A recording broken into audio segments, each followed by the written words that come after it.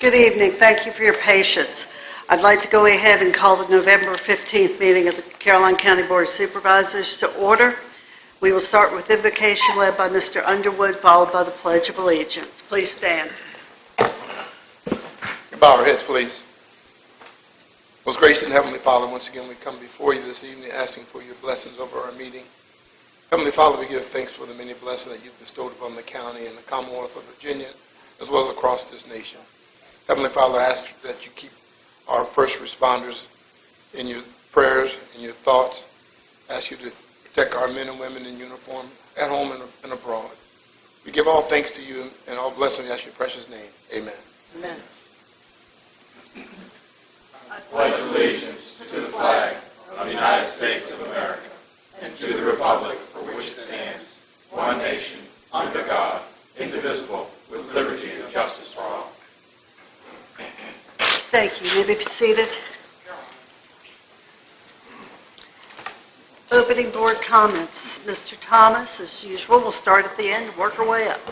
Thank you, Madam Chair. If you'll be a little patient, my computer is still rebooting after the upgrade, but a couple of things. We had the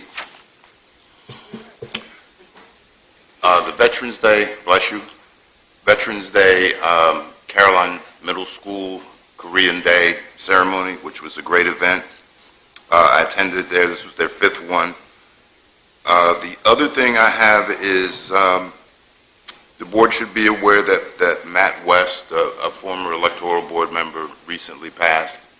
His funeral is Tuesday, and I'm going to ask the board and staff's indulgence if they would prepare a resolution for Mr. West. And I would like to, I'm going to ask Mrs. Hall if she would possibly schedule a constituent meeting for me into the year one, December 15th. And if we could do it here, that seems to be the midpoint as opposed to the, excuse me?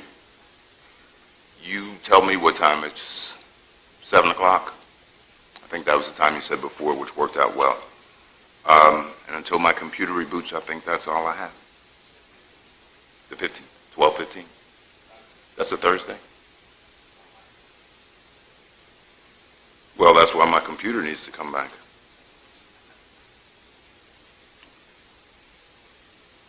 The 13th, I'm sorry. The 11th is our board meeting, and the 13th. It was supposed to be the Thursday after. Thank you, Clay.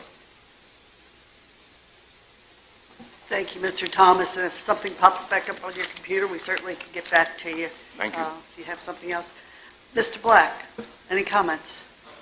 Yeah, I was able to attend the Veterans Day ceremony in Bowling Green on Sunday. It was a great little ceremony that they put together, really nice. So thank you for everyone involved in that. I think the VFW was the one who runs it, and they did a good job with that. The emergency entrance, which connects Direct Road inside to Lake Landor, is pretty much complete. So I know they're waiting on electricity, Mr. Cully.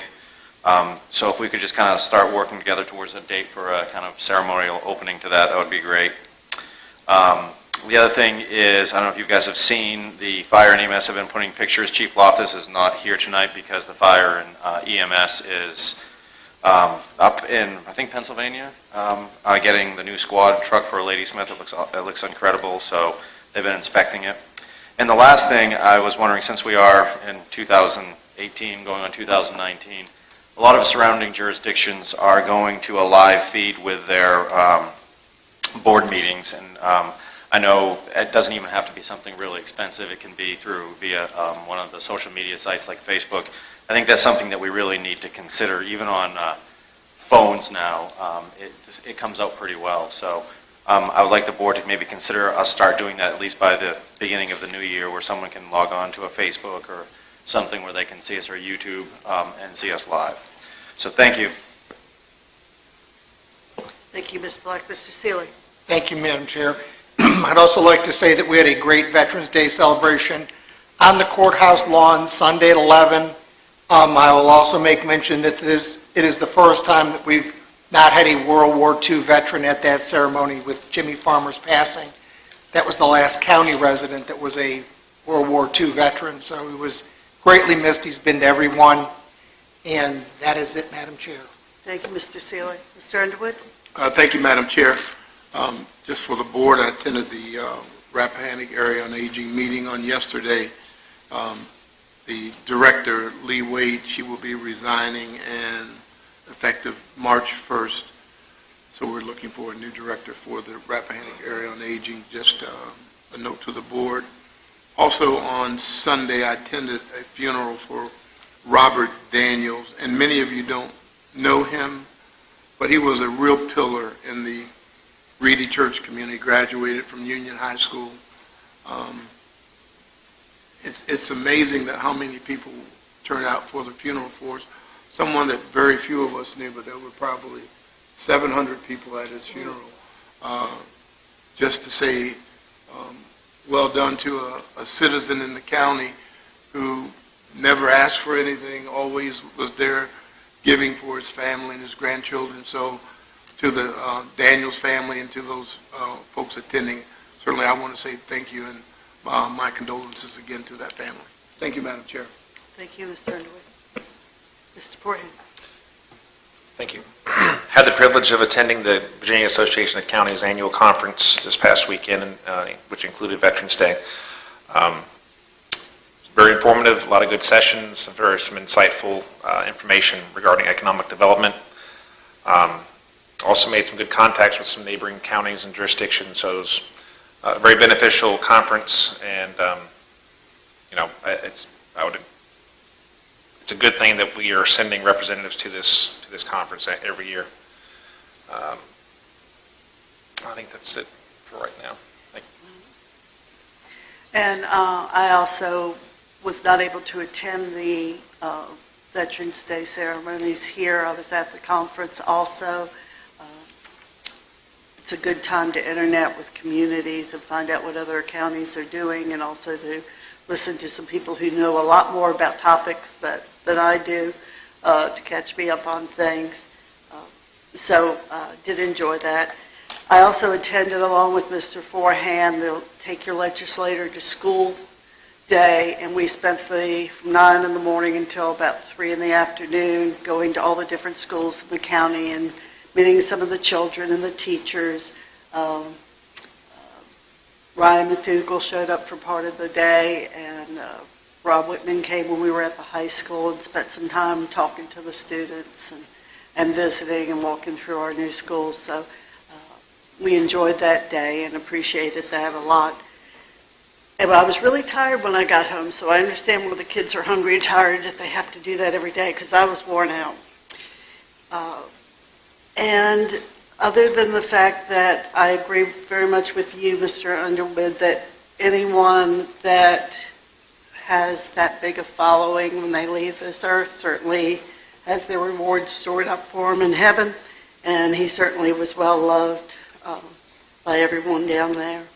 And I hope the Daniels family will remember that in their time of loss. All right, that takes us to amendments to the agenda. Do we have any additions or amendments? Mr. Forehand. I have an appointment, but it's instead of for EDA, it's for the Social Services Board. Okay. You also have one for EDA coming up? Not That's right just now. a mistake? Yes, Okay. Well, I have an open one for that as well. Just Okay. don't have a selection for it yet. Okay, but we're going to do Social Services Board. Other additions, changes, Mr. Madam Chair, may I ask again if we could have a resolution prepared for the family of Matt West? Matt West, yes. We'll put that under consent agenda F. I would appreciate that. Anyone else? Mr. Madam Cohen. Chair, we would like to have a closed session on economic development prospects, and we'd like to do that before the 7:30. I think you've got plenty of room in there if you will. Okay. We'll put that right before public comment then, time allowing. All right. Having no more amendments to the agenda, do I hear a motion that the agenda be accepted? So moved. Second. All in favor, say aye. Aye. All opposed? So moved. Appointment to the Social Services Board. I would like to appoint Mr. Craig Beasley to the Social Services Board. to fill out the remainder of Ms. Lee Baisden's term. We have a motion. Do we have a second? Second. All in favor, say aye. Aye. All opposed? So moved. Consent agenda, is there? Actually, Pam, would you be able to, I'll give you his contact information, and if you'd let him know what the term is, because I'm not clear on when that term actually expires. I think it's next year. But, okay, great, thank you. All right. Any changes to the consent agenda? We've added F, resolution for Matt West. Any other changes to the consent agenda?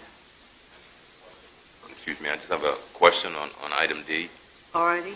In the board packet, to my recollection, we didn't identify who that citizen was. If staff could just let me know, since I believe it's a district that I represent, I'd like to touch base with them. Thank you. All right.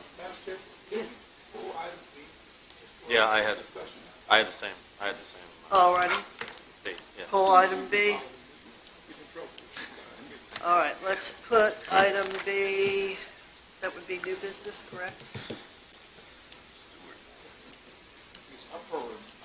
Up for review in January. Okay, so we'll put it under unfinished? Are you going to move it or just leave it up for discussion? It All doesn't need right, to be we'll leave moved. it out for discussion then. All right, so we're going to pull 2B for discussion. Okay. So we have approval of warrants, adoption of the resolution, the sign installation, and the correction on the personal property tax relief. And a resolution And the for Matt resolution West. for Matt West. I make a motion to approve items A, C, D, E, and F. I have a motion and a second. Any discussion? All in favor, say aye. Aye. All opposed? All right. Now, should we discuss B? That is changes to our memorandum of understanding with the schools for the use of the former Lady Smith Elementary School. It was discussed that the scheduling of the gym, the use of this gym, would be a lot easier if the Park and Recs, who was using it primarily, would be the ones in charge of taking care of that schedule instead of having to get the school board involved. And so that's why the changes were made. Mr. Cully, anything else you want to? Well, we were actually doing the scheduling, but we didn't really have the space in our part of the lease. So it was carved out, and we were allowed to schedule it. But we were having trouble with vandalism and breaking and entering, and we actually had to chain the whole place shut with chains and padlocks because of the people.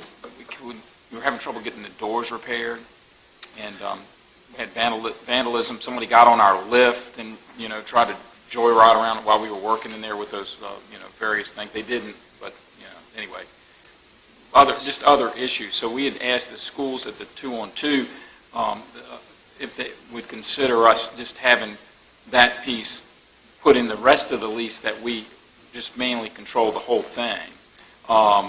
We also asked if we have control of the whole building, having them declare it surplus, which that didn't get very far because they've got all these different plans they have for that building. Well, and that's, But anyway, it's just very difficult for us to spend money over there when they may just take the whole thing back. But Yeah, and that's my, anyway, go ahead, Mr. Mr. Sheehy. yeah. So first of all, I got a question before we kind of make a statement. On the grounds, we just spent a bunch of money It's over just on changing that. on that On the property. We did the track, right? We've reseeded the infield. You put a softball. We put lights over at the basketball court. And We've paved done. it. What's that? And repaved. And we repaved it. We've put some sound stuff inside the gym, correct? Put acoustical tiles. Yep. Yes, sir. Okay, We and we put have a the- softball field. We now have a softball field back there. Correct. My question is just a quick question. So we've done all that. On On the grounds, I got a question. Are we maintaining those grounds? Like, for in other words, are you maintaining the softball and the soccer? Yes, sir. We are. Can we, on that, if we're in charge of doing that, there was a lot of grass on the infield. You put an infield down. They've sprayed it twice, so they're working on it, and it's been so wet, getting on it just turns to mud. So- Okay, because it looked beautiful when it started, and the crabgrass has crept on it. So if that's our responsibility, we really need to pull up the roots or whatever. So I appreciate that. My concern is this, we've pumped a lot of money into this for the community to use. And how much more money are we going to keep on pumping into this building if they could just pull it out from us at any time?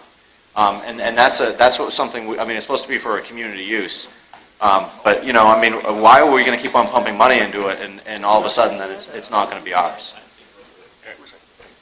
Actually, I think we're all there at where you are. We're not going to pump any more money in until we have a resolution. What we're asking for in this is just that we schedule the gym instead of going through the schools. Right, I understand that, but there needs to be a serious discussion, not just with 2-on-2. I think there needs to be a serious discussion between the two boards going forward. What is going to happen with that building? Because I don't, and for the life of me, see how they are going to possibly use it as a school in the near future. That building needs some. If you go inside, anyone who's been inside of it, we had the aqua meetings in there. You've seen it. It looks like it's something out of the 1950s. And it needs a ton of work in order to make it reusable again as a school. So I just don't see that happening, and I think we need to have that discussion with them. They were formally asked to have that discussion internally in the 2-on-2. We didn't expect an answer, but we tried to initiate the conversation with them. Well, the contract that we're stating here is, if you look at it, when you read that contract, it says anytime they want to pull out, it's theirs. They got to give us 4-month notice, and it's theirs. So all that money that we have put in, they would have to maintain it, but all that money that we put in for the citizens, could be used, I understand, after school hours and so forth, but it would basically be theirs again. Right. Well, I believe the lease comes back up for discussion probably in January. It's coming back up towards the end of the year. Yeah, we're So getting that's- close. The idea with this is the current contract, the only thing we've asked for is that for the school board to give us control of the gym because we've had a lot of issues with the doors not being maintained. People were coming in there and just having basketball games, pickup games. Nobody knew they were in there. And they would basically forceful entry and come in. Sheriff's office has been over there. We can't do anything because we don't have control. It's not our area. So the sheriff's office said, well, we can't do anything. So we got to call the schools, trying to get them to do anything. And then maintaining it. We just put down $30,000 worth of new floors. The gym's back open this Monday, but yet the floor's got to be maintained. And if they're not maintained, they're not going to be held up. So Can it you do gives me us that. Can you do me a favor? Can you Yes, sir. put that in an email? Yes, sir. A FOIA-able email. Can you put that in an email to the board, what's been going on? Yes, sir. Thank you. Madam Mr. Chair. Mr. Underwood? Just a moment, because Mr. Thomas has the floor first, and then I'll Okay. get to you. Just to make sure we all understand, I think the county attorney will back me up. By law, unless the schools turn the building over to the county, or as Mr. Cully said, declared a surplus, it's going to be theirs. So our discussion, if there is to be a discussion, should have to be, are you going to turn the building over to the county, and the county will continue to maintain it? We had this discussion before. I think Mr. Seeley was the one that brought up, the lighting and electrical charges and who's going to pay for that. So if they had plans for it to be a school, they could share those plans with us. But again, this is the importance of what I've been saying. We need to have full joint meetings with the school board more frequently so we could bring these things up. Mr. Underwood? Yeah, Madam Chair, wasn't there something regarding that piece of property that it had to remain in the school? That's not part of. That may have been a rumor what people were told, but we Old looked C.T. up Smith, right. looked up the deed, and there's nothing in there No. about it There were reverting back to the family. Yeah, Thank there you. were, there were So- some other strange things in the lease, but So, That wasn't with one that of said, Madam Chair, then, I think we have to have, and I agree with my colleagues, there should be some justification for it. If we're going to spend the money and not have control, it just does not make sense for the board to continue to do the same. So I'm in support of my colleagues that we need to have some conversations about who has control and what the language should be, so that we do have some control. and not have it pulled out from under us in a number of years as we've continued to put money in to make it available to citizens in the county. Thank you, Madam Chair. Thank you, Mr. Underwood. And we have asked the chair of the school board to bring that to his board, that there are issues with that building, we're not going to keep putting money into it. So, Madam Chair, and the I list have- comes up for discussion in January, so. I we'll have work one on it. question. Yes, Mr. How many times has the sheriff's office been called for individuals in the building? I don't have the exact number. But I mean, it's more than once? Yes, yes. And we can't press charges because we don't own the building? We can't press charges in the gym because we don't have control of the gym. I can't say they're in violation of being in there. The rest of the building that we actually is in our lease, we have that authority over, but we do not in that area. That's all I wanted to be clear about, is Yeah. it's not a single episode. Yeah, it is really, yeah.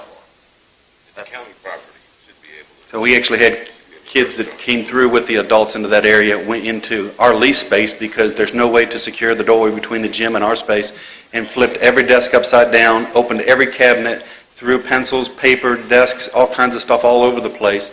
Took about 3 hours of staff time to clean up. Luckily, there was no major damage other than a VCR that was thrown on the floor that was damaged. But we have no control over that space, so we can't stop them. We've asked them to put up signs. The sheriff's office advised them they have to put up no trespassing signs, so that way they know that it's no trespassing.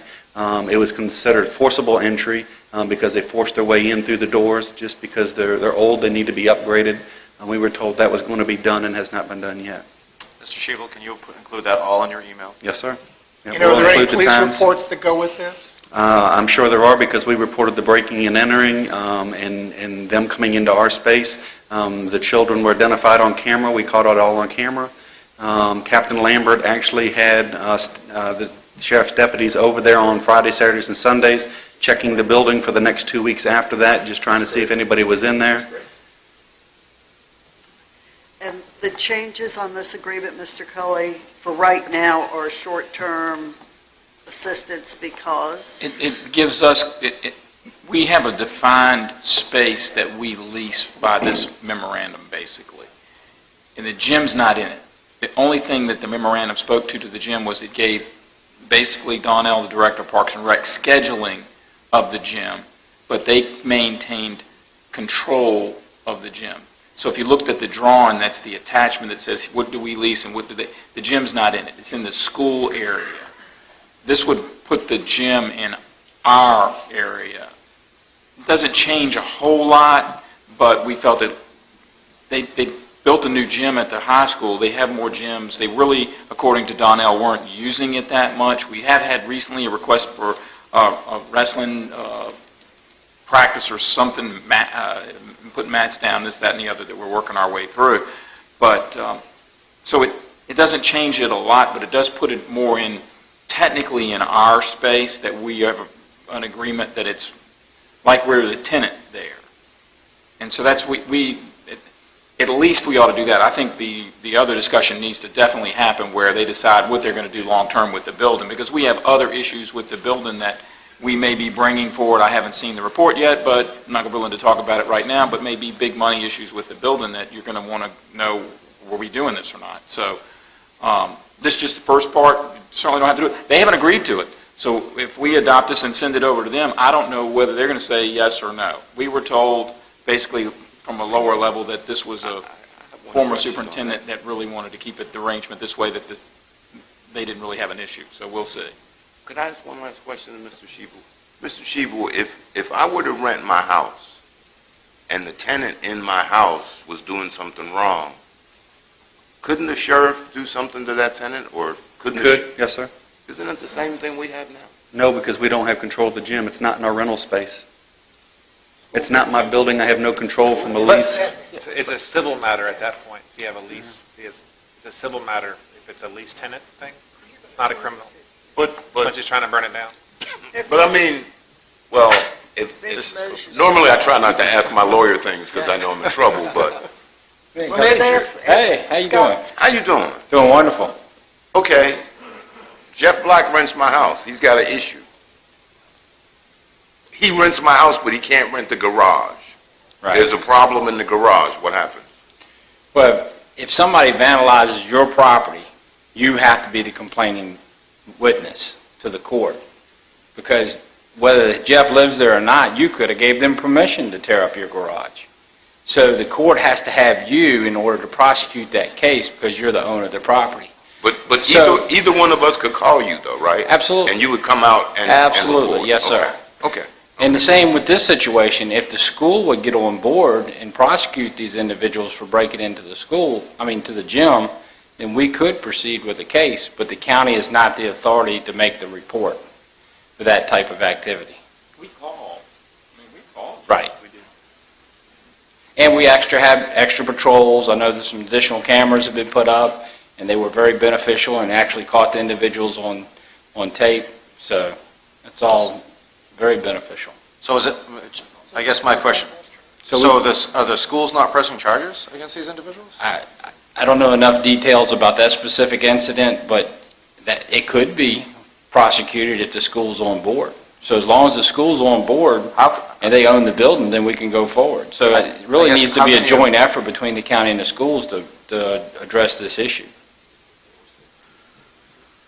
Yeah, this baffles me. But okay, thank you. Okay, you're welcome. Mr. Forehand. Mr. Kelly, they're still paying the electric bill and presumably roof maintenance and things like that for their other tenants, correct? For the other tenants, I don't know what their arrangements are with the daycare that's there and whoever else is there on the school side. On our side, per all these agreements, we worked out a formula and we pay the upcharge on additional usage on the light bill and basically it says we're responsible for all maintenance. And that's what we'll be bringing to you in the near future is a major maintenance issue that you're going to decide you're sinking We're that kind of money responsible in. for all on both sides? No, on our side. Okay. So they're All spending, aspects. my point in asking is that they're still spending money on this building out of their budget, presumably. Some, I would assume, yes. They're paying for part of they're paying for, part of the electric bill and part of the water and sewer and They're heating. also this. getting rent. But they're getting rent, I would assume. I'm not party to how whether they let the daycare in there for free or not. I don't know. I would assume they get rent. Well, as I said, this will be coming up in another meeting as we get close to the renewal of this. And we Full board, right. felt Full that, board meeting, not Right. 2-on-2. Right. we felt that at least if we could get more control of the gym, would give us some more ability to try to lock it down and but anyway, it doesn't change much the way we operate by getting that. But we have spent a bunch of money in there with, a new floor, $50,000. basketball goals, sound, Lighting. and LED lighting. So when you factor how much money we've got in it, and basically all we've got is a right to schedule it, And that doesn't even include- really not our leased space. And that doesn't even include the grounds. I'm talking in the gym. Yeah, right, yeah.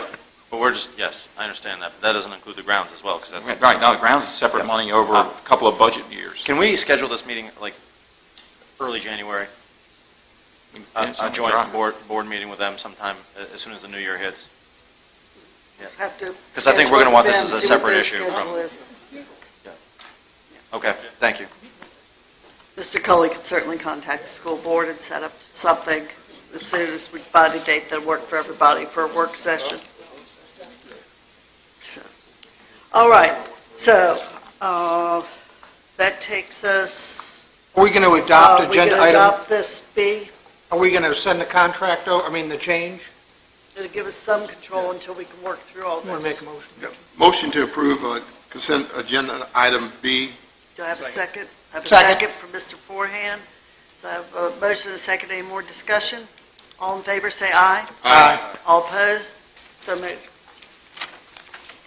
At this, what time is it? You still got time. At this time, we are going to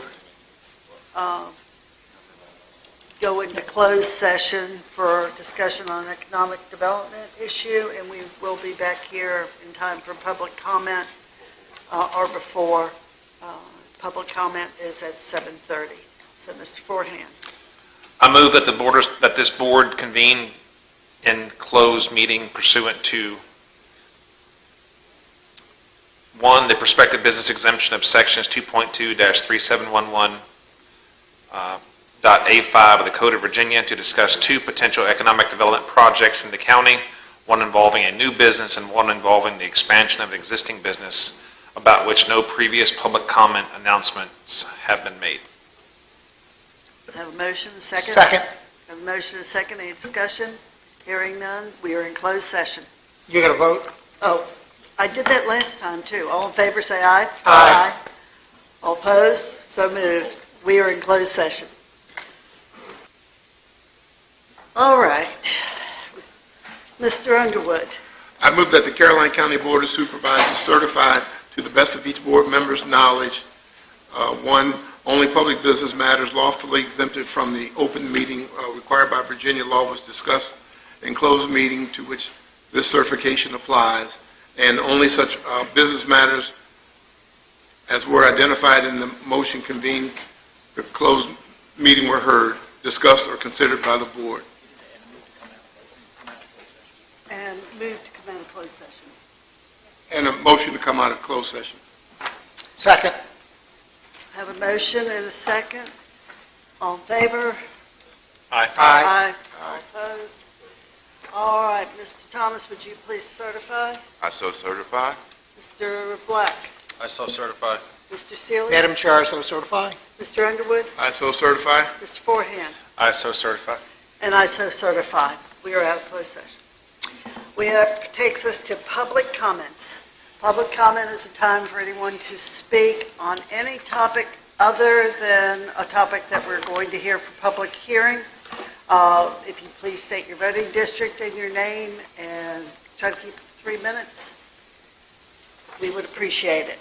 And always look forward to hearing from you. Hello, dear. Hi there.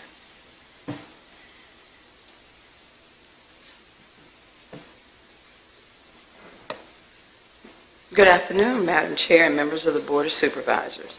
My name is Jesse Rollins from the Mattaponi District. I'm here tonight as President of the Board of Directors of Caroline's Promise. We would first like to thank you for your continued support. We are working hard to fulfill the promises of caring adults, safe places, a healthy start, effective education, and opportunities to help others in the lives of the children of our community. On Saturday, November 17th, from 12 to 4, here at the Community Center, we will have the Young Entrepreneurs Expo. We have approximately 15 participants. They will have the opportunity to learn business skills necessary to develop and market their products and services. Please plan to attend this outstanding event. Also, Caroline's Promise was the recipient of a $5,000 Kid Sense grant from the Rite Aid Foundation. Stay tuned to carolinespromise.org for more information as well as an opportunity to help us win an additional $2,500. At this time, I would like to introduce our Executive Director, Ms. Shamika Baker-Latney, so that she can expound any more information, especially on the executive. Good evening to the board. I'm Shamika Baker-Latney, as you may know.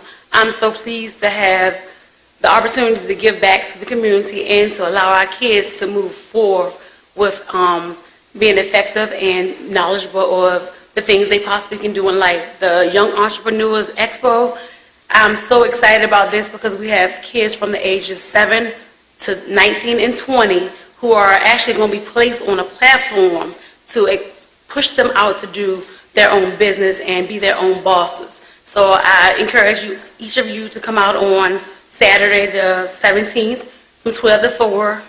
Come out and support our kids because it's all about our kids. They are our future, and I'm so, so excited to be in the midst of what's going to come down the pipe for our young ones here in Caroline County as our kids have promised. Thank you so much for your support, each of you. I'm looking forward to seeing Mr. Seeley there, our photographer. I'm looking forward to seeing many of you there as well. So again, thank you so much for your support, and I appreciate everything that you do for us in Caroline. Congratulations on the grant. And that event Saturday is here? Yes, ma'am. And Mr. Forehand has a question. Hello. My children have a swim meet during that same time, so be absent. However, I'm just curious, what kind of numbers are you expecting to have? Since it is a community event, we never know who may show up. Okay. But my expectations is great. I did my promotions as far as advertisement at each of the schools and Freelance Star, social media, or everything that I could to kind of push it out so the Carolina residents can actually come out and support our kids. Flyers have gone home with all of the students at all of the schools. Okay. All right. Thank you. You're welcome. I'm just going to Mr. Black? I don't know, I'd like to talk to you guys after about something different, if you guys like to participate in the plunge, the polar bear plunge, because we have 14 organizations looking for 50C3s. We're always looking for more people to participate in that event. It's a way for you guys to raise money and get involved in the community. So if you could just I'll contact you after. Absolutely, Mr. Black. All right, Thank you. Thank you. Thank you. Lastly, I wanted to let you guys know that there's something big coming down as far as the community between November and December with Rite Aid. As community residents, there is going to be an opportunity for your change to be received and promoted, given back to us, Caroline's Promise, to do something formal with the kids. And our biggest event that we're trying to implement is the event with our kids with a health seminar where they learn basically the right things to eat, the right things to put in their bodies. Health is knowledge, so that they would avoid childhood obesity or any of the other health issues. So I'm excited about that as well. That's wonderful. You're doing a great job. You guys keep it up. Thank you. Is there anyone else that would like to make public comment at this time? Is there anyone else that would like to speak? Hearing none, public comment is closed. Takes us to our public hearing for tonight. This is number 3 on your agenda. Mr. Fincham.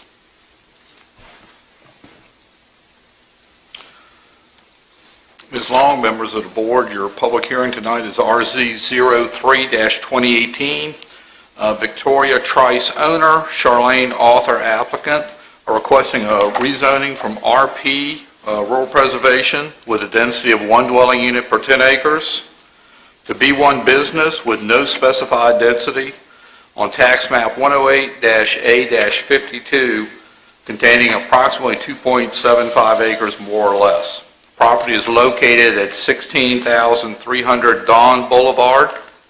The property is located in the Regi Church voting district, and the proposed use is a bakery. An ancillary would be a catering service. The 2030 comprehensive plan designates this area as being located within the Dawn Community Planning Area and designated for planned development. The applicant is requesting approval for a rezoning from RP to B1 for the use of a bakery. The parcel was previously used as a hardware store, but has not been used in that capacity for over 2 years. The previous commercial use was legal, pre-existing non-conforming use, but since the discontinuation of that use for more than 2 years, the property can no longer be used for any commercial purposes, necessitating the rezoning. The bakery will primarily be used for catering of general baked goods, including but not limited to cakes, pies, cupcakes. The bakery will be open to the public, but that's considered to be a minor component of what the applicant really intends to use it for. The applicant does not anticipate a significant amount of vehicular traffic to the site, since the primary use is for the bakery for catering purposes. All agencies and departments did review the application, and their comments were included in the packet. Most of the comments that were involved would be addressed during the site plan component of the process, which would occur after the zoning of the process.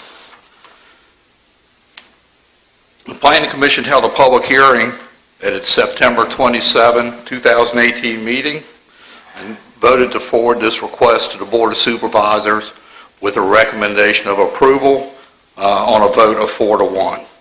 2 citizens did speak in opposition to this request during the Planning Commission's public hearing.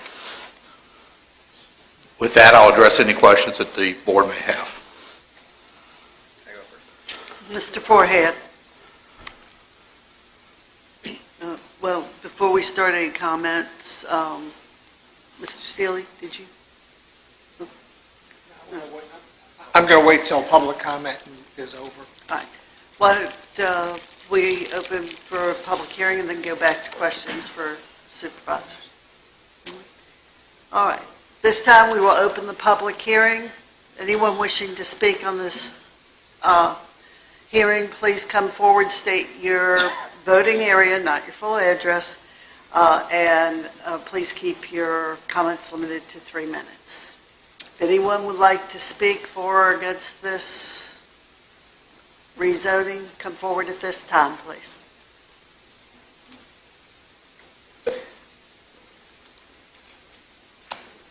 Hello. Good evening. Good evening. I am Charlene Arthur. I'm the applicant, and I am in the Reed Church voting district. My purpose is to have a small bakery, a small seating area in the front. If you wanted to come in for a cup of coffee, muffin on your way to work, you could stop in. Primarily, we would be selling to other restaurants and catering in the back in the kitchen. The building has been vacant for a number of years. It does need to have some renovations done to it. It would be a better-looking building and a better-looking area after we are done. It is in the southern part of Caroline, and there's not a lot of stuff there right now, but I'm hoping this would be something the community would enjoy, and it would also be beneficial, obviously, for myself. Thank you very much. Thank you. Is there anyone else that would like to speak?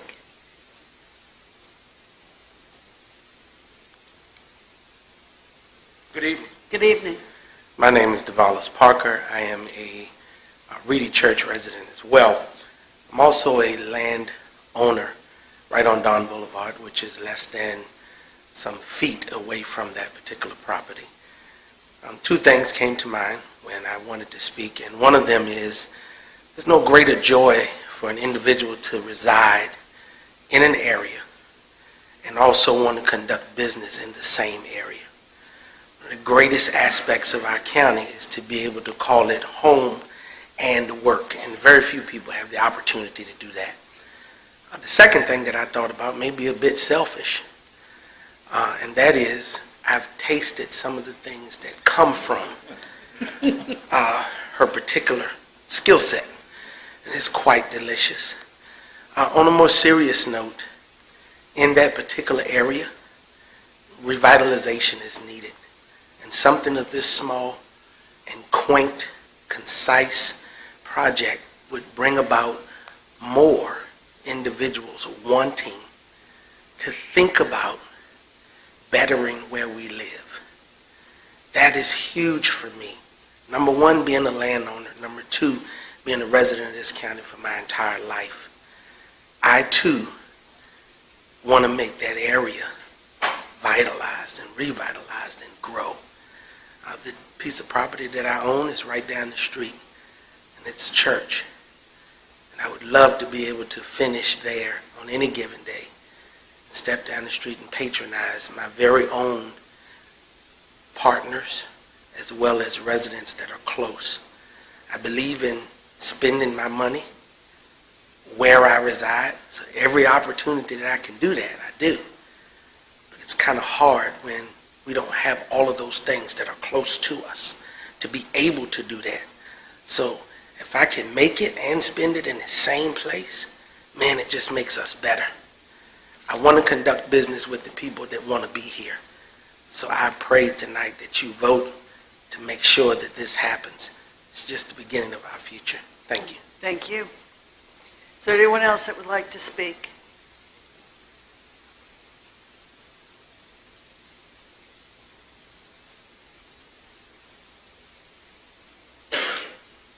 Good evening. I'm Emily Mitchell, and I'm a member of the Reedy Church District. My sister, Victoria, is the owner of the property. As the gentleman ahead of me said, I would love the opportunity to see a business there again.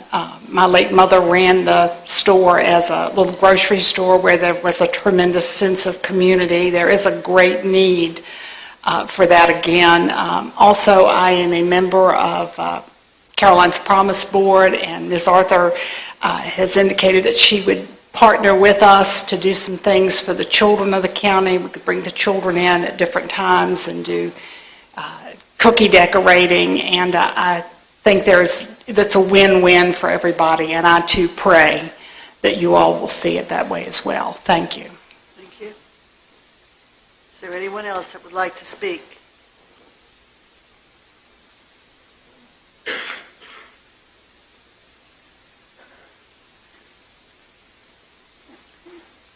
I'm a member of the community next door, the Mangahick District.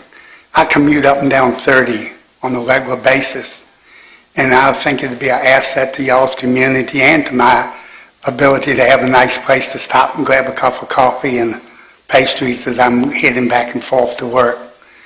And as many years at King William, seeing small businesses grow is just a delightful thing to see the people in the community growing together. Thank you very much. Is there anyone else that would like to speak on this topic? Hi there, Jesse Rollins, Mattapanai District. I would also like to see this building on the side of the road in Don community, my home community, opened up as a business to serve the folks who travel down that road. My connection to it is a little more personal because my mom used to shop there when Emily's parents owned the store. You know, back then when you got that one pair of black and white bucks that you dyed black and you dyed brown, and then the Kicks tennis shoes, I believe it was. And so that area is very special to those of us who are from that community, and it would be a valuable asset to our community to open it up to be a business that would serve the community as well as offer an opportunity for us to partner under Caroline's Promise and, of course, my 4-H Sewing Club. So we had some conversations that your vote will allow us to make some things happen. Thank you. Thank you. Is there anyone else that would like to speak?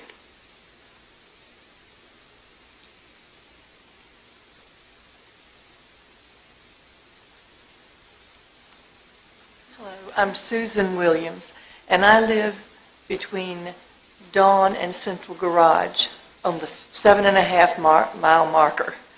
And it would be really nice to be able to come this way to get towards 301 instead of having to go all the way to Central Garage to get a pastry or whatever, especially fresh baked pastries, or having to go all the way to down 301 to Williams Bakery.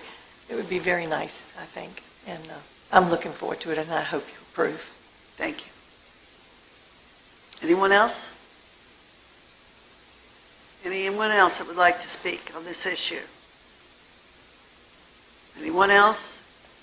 Hearing none, seeing none, this public hearing is closed. All right. Mr. Forehand, do you have a question? Mr. Fincher.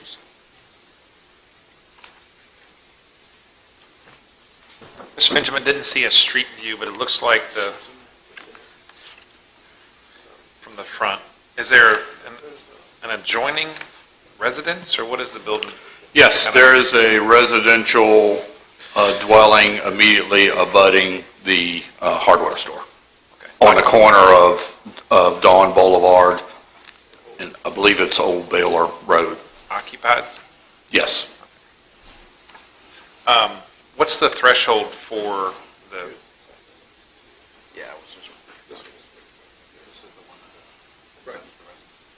What's the threshold for seating, and before they're considered a restaurant, have to have restrooms, public restrooms, things like that? That will be evaluated during the site plan as well as the building construction code process in terms of public access and what the required services are.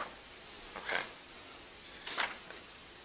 And I didn't see the conditions. No, sir. There are no recommended conditions. They'll be on the site plan here. All right. That'll be the site plan. Normally we see them on, normally if there were conditions, we would see them right this process. If there were proffered conditions, you would see them at this time. There are no proffered conditions. So this is going straight B1, so everything by right for B1? Yes, sir. Subject to it being able to meet site plan and building code and VDOT requirements. Okay. Anyone else have questions? No, I have one if nobody else has any. No, you go right ahead. All right, thank you. All right. I was reading I went down and looked at the site, as you know, that in VDOT comments, they're recommending the closing of one entrance of the two, because it's sort of an in and out right now. And to me, that didn't make any sense, because there's a drainage right there at that site that they're recommending to close, plus it's the widest site. And they also say in the comments that the entrance has to meet their required width, which, why would they have her close the biggest entrance and then have to pay money to widen the skinny entrance? That doesn't seem fair to me. That entrance has been there a long time. So, the only recommendation from VDOT is for that. I just don't understand it. Can you explain to me why they would require that, and do we have to accept that? Again, that is a recommendation at this point in time, unless part of the site plan process, VDOT will have to formally review in terms of entrances and issue an entrance permit to the owner and applicant. My understanding for that request or recommendation was due to the proximity of the one entrance to the intersection of Old Baylor Road and Dawn Boulevard, not meeting current separation requirements for an entrance to the state road. So, although that road looked more like a driveway to the house than it did a commercial entrance to me. So it is a request or a suggestion. It is not a requirement at this time. Okay, all right. Well, I don't know about, what everybody else thinks, but it just seems to me you would not want to block your entrance that has your road drainage grid on it, and that gives you the most room for people to come in and out of. But other than that, I don't have a problem with this. Mr. Thomas? Mr. Fincham, the surrounding properties, I was just looking at it with Google Maps, there's a couple of open fields. Do you know if those fields are RP or they're also commercial? The majority of the property is rural preservation in that area. Okay, but so there's... The fields back behind them? Yes. Yes, that would be rural preservation. Okay, and then the field, I guess the other one is owned by Second Mount Zion or probably something like that. That's correct. But there is a possibility for future expansion and growth there in that area, because I know we've been working to get more growth in the Dawn area. We've got a Dollar General coming. This would be great. I was just looking in terms of future expansion. And you have a couple of other applications that will be coming before you early next year as well. Okay. In the community. And I have one very critical question of the applicant. And you could just stand up, because I'm sure you can hear me from there. Does your bakery menu include cheese Danish? Okay. Thank you. Thank you. It will now. Mr. Underwood. Can I have the applicant come forward? Ms. Trice.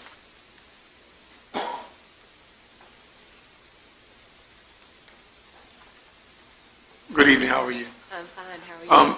Yeah, now I've been in that store when it used to be a bait store years ago, and I'm just wondering, I am concerned a little bit, not about the bakery, not about what's there. Chairman Long talked about the ingress, egress to the Old Dawn Boulevard side, what's this Old Baylor Road versus the far end. It's Old Dawn Boulevard. Old Dawn Boulevard Yes. versus the one that's on Dawn Boulevard. Right. So my question is, would there be a hardship if you had to expand the second entrance going toward King William versus using that first? Would that be a hardship to you? No, not really. They didn't tell me that, they didn't recommend that I pave the entrance. They Right. were okay with gravel. Mhm. So it would just be a matter of clearing some grassy area going east on Route 30 to enlarge the second entrance.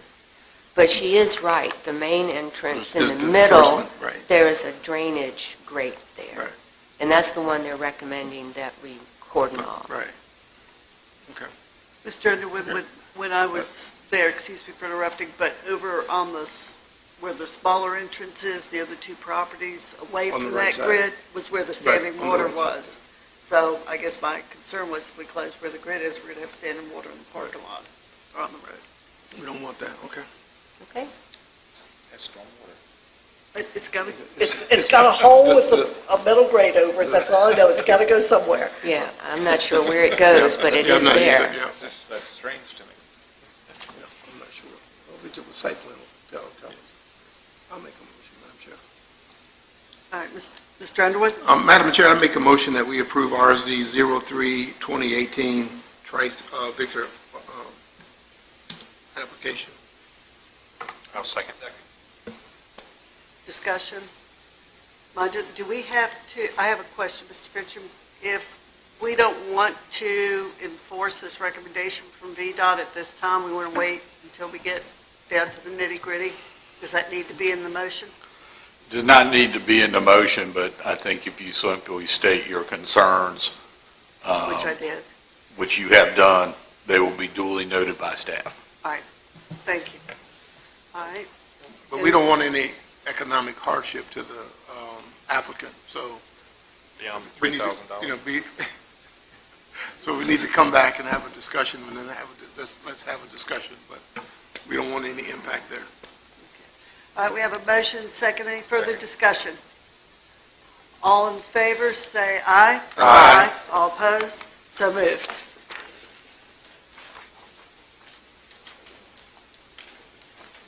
Okay.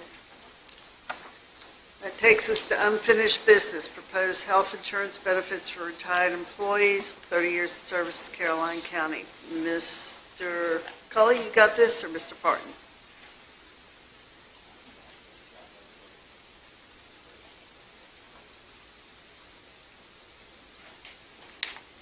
We included in your packet some additional information that had come up on this topic of looking at a fixed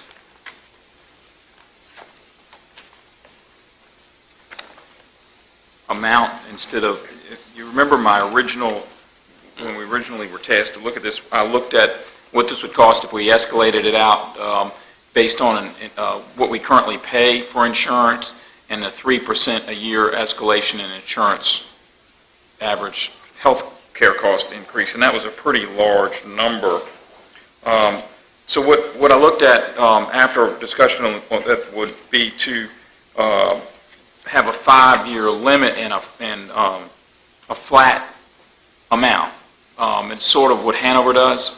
They don't have the 5-year limit necessarily, but they do have the flat amount that they contribute. So then you have a known cost, almost. And so what I looked at was the same spreadsheet with the same amount of employees, looking at the ones that have currently been here 15 years, and worked that out and capped it at 5. So there were some people that would have, 16 years worth of benefit because they started here when they were 18 and obviously could retire. But when you cap that 5, then you end up with a lot lower benefit cost if everybody stayed and everybody had that 5-year payout. So and that was looking at, the chart was at $250 a month. So it's not the full coverage, but it's an amount.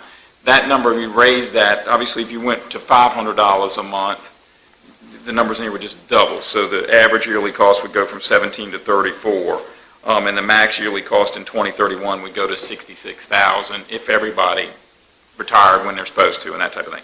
But so this chart that you see, the 30 years in the packet, 30 years of service with 5-year fixed cost proposal, that's what the cost is over the 5-year. One thing that we started talking about from a staff perspective was there are probably some people that wouldn't necessarily get the benefit if they worked, if you were using it to encourage people to continue working, and they only got this payout till they're Medicare eligible at 65, you would start then closing the door on people that they would force them to retire at 60, which may be what you were not trying to do, or they would lose this benefit, or a year of it, or 2 years, or 3. So we looked at if you also did a lump sum payout of a max of $15,000. So say they worked to year 63 and needed 2 years of the 250, they would get then the additional up to the $15,000 max. You'd still know what your max cost would be. And what that changes is basically over 24 years, your 5-year max lump sum would go to $666,000 versus the $417,000. Because what happens with the $417,000, there are people that don't get the full benefit, even in that scenario. Because by the time they reach retirement age, they're 63, 64, they get 1 year benefit and they're out. Versus somebody that started here really young and can get a 5-year payout. But if you have everybody that makes 30 years of service, whether they get 30 years of service when they're 65 or 30 years of service when they're 55, and you say, we're going to give you $15,000 to use toward insurance, you can get it $250 a month. Anyway, it's just two ways of looking at it. We're not necessarily recommending one over the other. We were just talking from a staff perspective, from a fairness issue. It might be better that everybody had the same amount of benefit, but you may obviously look at it different. So it does lower the cost a bunch if you go to a 5-year max, was what we thought. Depends on what number you put in there. I've done this chart at $250. You can change that all around. I can put it in the spreadsheet and tell you what that is. Or you can also look at the 5-year cap with a lump sum benefit. You take 1 year at the monthly payments and then get 4 years the total lump sum. And that's what this chart shows you. So you say somebody was 60 and they retired at 61, they get $3,000 for 61, 62, they get $3,000, 63, $3,000, 64, they get $3,000. They would still be short $3,000 because they didn't retire at 60. You would give them that and their total benefit's still $15,000. And you take some, option B, the employee retired at 60, they get $3,000 into the road, they don't not own anything, and they've still gotten $15,000. Option C, they worked in 60, they worked 61, worked 62, worked 63, worked 64. So, they came all the way across and just took a lump sum of $15,000. You still have the same $15,000. They didn't take any monthly payments because they just retired and took a lump. And then option D, they worked 4 years up to 64, retired at 64, had the payout for 1 year, and then you paid them $12,000. They still have the $15,000 total benefit. So when you say lump sum, you mean for the insurance payment? Right, you would just write them a check at the end of the day. It's not a paycheck, It would just be that's what they'd have for insurance. Yeah, you would pay them at the end of that. They could then use for Medicare supplement. They could do whatever they want with it. So it would be like a benefit payout check or something, like you would. But it just gives you a way to look at it. You can certainly just do 5 years, $250, 5 years, $350, and not do any lump sum. But like I said, that still causes some people to get more benefit than others based on how old they are when they can afford to retire. Mr. Cumley, Mr. Thomas. do you think this actually achieves Major Mosier's goal, which was to retain employees in the 63, 64? I think with the lump sum it does. I think without the lump sum it doesn't. Because you'll be losing money if you kept working past 60. I think the whole purpose of Major Mosier's was not necessarily to keep employees at 63 or 64. The whole idea was to reward employees who worked out for 30 years. Correct. And it didn't matter the age. Retaining was the major goal. Well, I think it was, to me, it was a reward for the people. Major, what's your main goal? The benefit was to help keep the employees in place so that we wouldn't lose our officers that are trained that can actually mentor to the younger officers. They would see that light at the end of the tunnel and have something that they could look forward to and not leave early. So retention is the goal, in my opinion. Well, so your contention is that you're losing your older officers because of this something of this nature not being in place, or is this just an incentive as a means of hoping to retain? Exactly. It's an incentive hoping to keep them there at this particular agency instead of jumping from agency to agency. It's a tremendous benefit, which we see the school has that ability to retain their employees. They don't want to leave because they don't want to lose that benefit. And if we could have the same for the county employees, I certainly think it would be helpful. Most of the public safety in itself, they can retire after 25 and 50. Right. When we first talked about this, Mr. Thomas had mentioned the 25 years, which was very attractive. Then we were talking about the 30 years in the very beginning because we thought that's what the school had. So ultimately, I'd have a 25-year employee who at 50 years of age, it could retire, but maybe he would stay on another 5 years and still be a benefit to the department. So, and that additional 5 years, looking forward to that insurance coverage. So, Mr. Cully, you, and just reiterating what Mr. Thomas said, you believe that the $15,000 lump sum, does it have to be used towards insurance, the $15,000? Probably for tax purposes. I don't see how it's not taxed as income. It probably would be if it wasn't put toward insurance.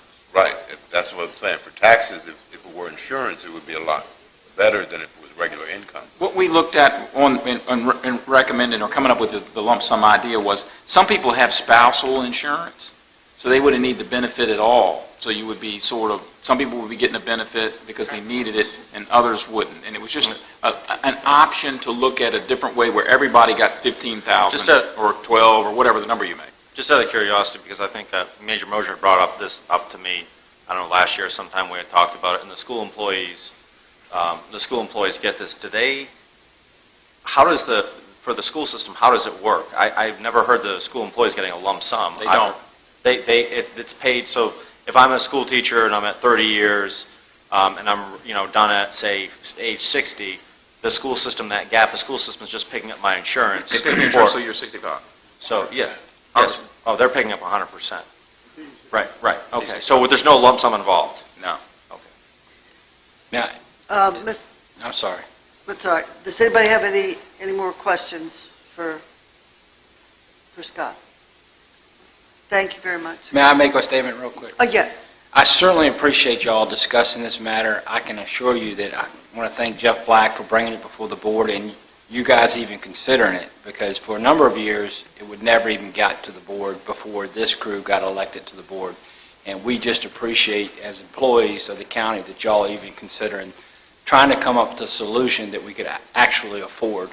I think the school, with their large number of employees, they don't get the hit of a one-time punch of $15,000, and that's why the program, the school budget is about $200,000 for it, because some people that retire they go on their wife's insurance. So or their husband goes on, however it works, the wife goes on the husband insurance. So it won't be needed, it won't be used. That's how you keep the cost down on the program. Some people work to the point where they'll never even get the benefit. That keeps the cost down on the program. But most of our deputies can retire with 25 years and 50, and they get what they call a Leo supplement, which is an $1,100 a month stipend. They would have to give that up to stay to the 30 years. So, and they never recoup that money. But they'd be making a salary while they were doing that. Oh, absolutely. And Yeah. still be on our insurance. And their retirement would go up because the number of years and the multiplier would all affect that. Correct. Yeah. Yes, ma'am. Thank you for the time. Thank you. Now, I look at this also as somewhat of a bonus retention thing. If we have employees that have been with us for 30 years, we can give them something at the end of that for a job well done, be it $250, $200 a month, whatever we decide, because we do not give bonuses like a private employee does. I just got a $200 in pre-holiday bonus, and I work part-time. So it's also a attraction, attention type of thing. And are we having two conversations or one, Mr. Seeley? Okay, thank you. So that is, regardless of the figure, I think it's showing our employees that spend their lifetime in Caroline County serving our citizens that we appreciate them. Mr. Underwood, Mr. Sealing, did you have, anybody else have any comments? Do I have any motion? One of the comments is once we start this, there's no turning back. Because once you, I mean, this is forever. Mr., and maybe I'm missing it in the, Mr. Cully, what is the cost, if you do the lump sum 15,000, what is the, I see the max cost for the 250 per, but what's the max cost? 660 over the lifetime of those But we don't know employees. per year, but you don't know max cost. Well, see, here's where Mr. Parton wanted me to calculate this, and he said, you're going to get this question. I can't calculate that because there's no way for me to know in any 1 year whether somebody took a lump sum payout or not. So then it becomes so speculative, I have to run the chart 15 different ways from Sunday to give you that number, whereas if I'm giving them 250 a month, I know it's 3,000 a year, it's 5 years, I can kind of look at all the different years of when people are eligible. But if the first year of eligibility, somebody says, just give me the 15,000, I've already got health insurance with my wife or husband, then it throws it all out of kilter for the rest of the time. It goes down, it goes, I just can't give you a yearly average cost if you do lump sum. I can give you what the total amount of money is, and that's 660,000, which is that much increase over the 417 over the life of the program, which was out to 2034. So you're talking about $660,000 between if you adopted the program and 2034. In any given year, if somebody was eligible and took 15,000, I have no way of really telling you that breakdown.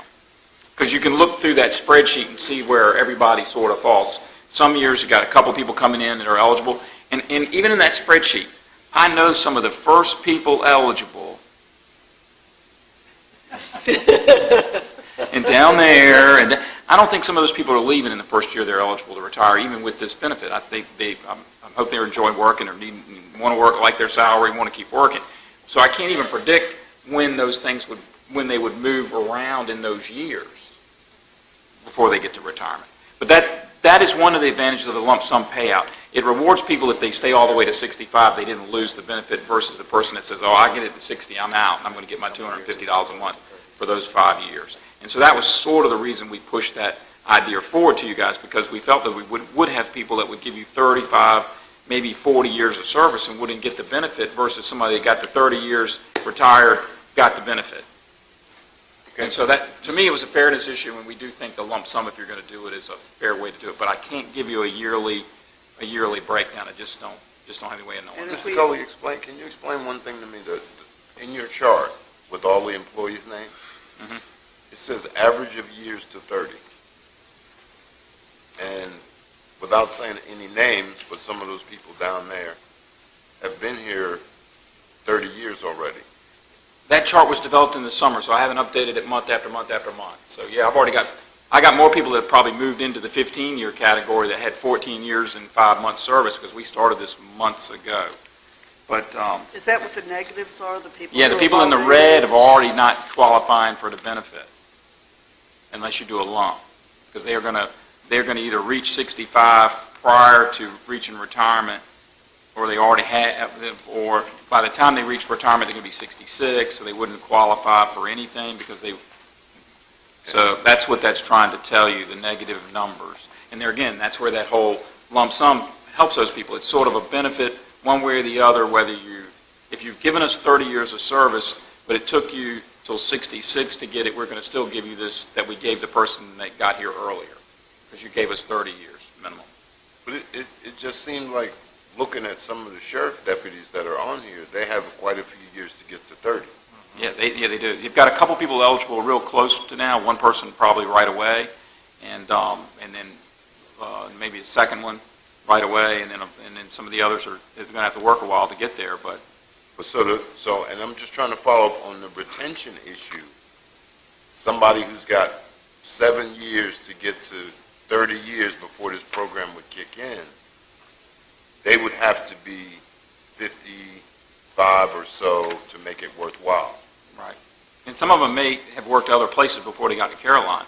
But I think what, in Major Mosier's idea on that is, it helps them to stay if they know they've got some sort of benefit to stay out longer than when they're eligible to just retire. Because they may stay to where they got they can retire with their state credit, but they don't have 30 years with us. They're not eligible. Hey, they'll hang on and get those 3 or 4 or 5 more years with us. We've got the experience. Most of them are probably officers and lead people and that type of thing. They'll stay a little longer and have the experience in the department, and then they'll get this benefit. Now, whether that works or not, some of them are going to still say, hey, I've worked as long as I want to work, and I've got my 30 years in the state or my 25 years in the state, and they're not going to stay for $250,000 or $15,000. But if it helps with some. So, Mr. Cully? Mr. Black. What I'm seeing here is if we do the 250, just correct me if I'm wrong, per month, the average cost is $17,375 a year? Correct. And then I just did some simple math here. If we did the lump sum, the average would be 24. It could be if everybody took it right when they could. And, yeah. It could be, but it could be a year where it's 60. Because if you look at the chart and say this person took a lump and this one took a lump, then that you could have 60 in 1 year. But then it would fix the years going forward after that because you've already paid them, and so it would lower the averages in outlying years. That's what I said. It moves it all around with the lump.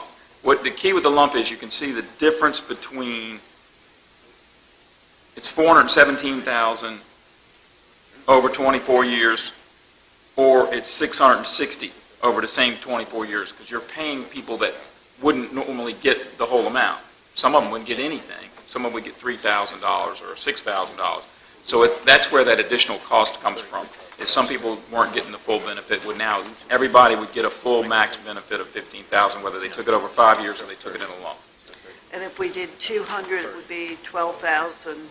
Yeah, it would come down. Right. If you lower that's with it at 250. Everything is calculated at 250. I can run a new chart at any number you want and tell you what those calculate out to. And you can, and Mr. Thomas, you can do that in your spreadsheet. Up at the top, it's where I've got enter here, enter 250, enter 500, and the whole chart changes. If you look at a bonus money for bonus as a bonus, I guess you're looking like at $500 a year, $400 a year, $300 a year, depending on how much we take off for years of service. So. It was just another way to look at it. It was clearly less. The other was way expensive if you just talk covering insurance for the whole amount of time they're eligible. Whatever we need to do to retain employees, I think that's a good idea, so that's what I was in. I got to be honest with you, I'm still in the favor of the 250 per month. I just think for budgeting purposes, it would be the easier of the two. The second option is still that, but it just puts something on it. So some people, the second option there, the 250 a month, is still available to people that want that to go to their insurance. The lump sum is more for people that don't have any need. So it's not that everybody's got to take a lump. You got to take it either way. But yeah, the 250 a month, capped at 5 years, you do have a known cost, and it's less than $250 a month or lump sum. And I feel that if we're going to be fair to all our employees who have served us 30 years, even though we're looking at increasing the amount possibly, depending on how many people decide to stay here for 30 years. Right, yeah, that's an unknown. We don't know how many will, but it puts everybody on a fair playing ground for their time to the community and their time being here. And experience and knowing your customer base is worth money, and the money you save in retraining people. So I would be in favor of allowing the lump sum.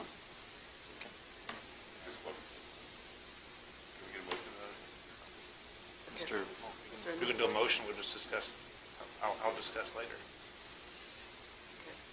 All right, You want to make the motion? I'm going to move that we go ahead and do the lump sum as Mr. Cully said. Or they have the option of the 250. Right. Is that part of the motion? That's not fair. Do I need to repeat my motion because the mic was on? I'm going to move that we move ahead with the health insurance benefits for employees with 30 years of experience based on Mr. Cully's recommendation of a $3,000 lump sum or the option to take a monthly $250. That's what. $3,000. 15. 15,000 or monthly, $250. Right. Max 5 years. Max. All right, we have a motion. We have a Second, I'll second that. We have a motion and a second. Discussion? Yes. Yes, Mr. Voorhees. These types of programs are bankrupting the state of California right now. The city of Chicago's educational system. I wasn't a fan of it with our school system. Mr. Black, do you have this in Spotsylvania Yes. as a benefit? Yes. They pay full? Yes. It's not as common. It's not a common thing. And I would charge that if times weren't good right now, financially, that we wouldn't make this decision. We would put it off like it's always been done, and this is the same trap that municipalities all across the country get into. When times are good, they make all these promises. When times are bad, you can't take it away. So that's my fear, and part of the decision when anyone retires is that, can I afford to retire? And that health care being what it is a critical part of that discussion and that thought process and that decision. So if someone is retiring and needs this, then their decision is poor. They shouldn't retire. Period. And if someone can at 30 years and they're going to get a cash payment of $15,000, sign me up. I'm retiring tomorrow. So you don't think it's a retaining issue? I think for some people it'll be a retention. For some people it'll be a quick exit. And at the end of the day, regardless, we're still signing up the residents of this county for an expense forever because times are good right now. And I didn't agree with it, and I said it publicly. I don't agree that the school does it because they pay 100%, which is $15,000 a year, roughly, per individual. So their costs are $200,000 right now, and that is giving the citizens of Caroline zero after they retire. And that number is only going to get bigger. As we start, we've paid more, which means the VRS is going up, which means that they stay longer, that number gets bigger. And there's a lot of factors here. And I would love to be able to do it if I knew we had a revenue stream that's going to cover this forever. I'm all for it. Because I don't think as of right now, I just can't support that. Thing we would necessarily have to do. I know, not personally, but I know that private industry. My mother worked 30 years for AT&T. She was a member of the Communications Workers of America, a great union. They had wonderful benefits, but they did pare her benefits down as the years went by.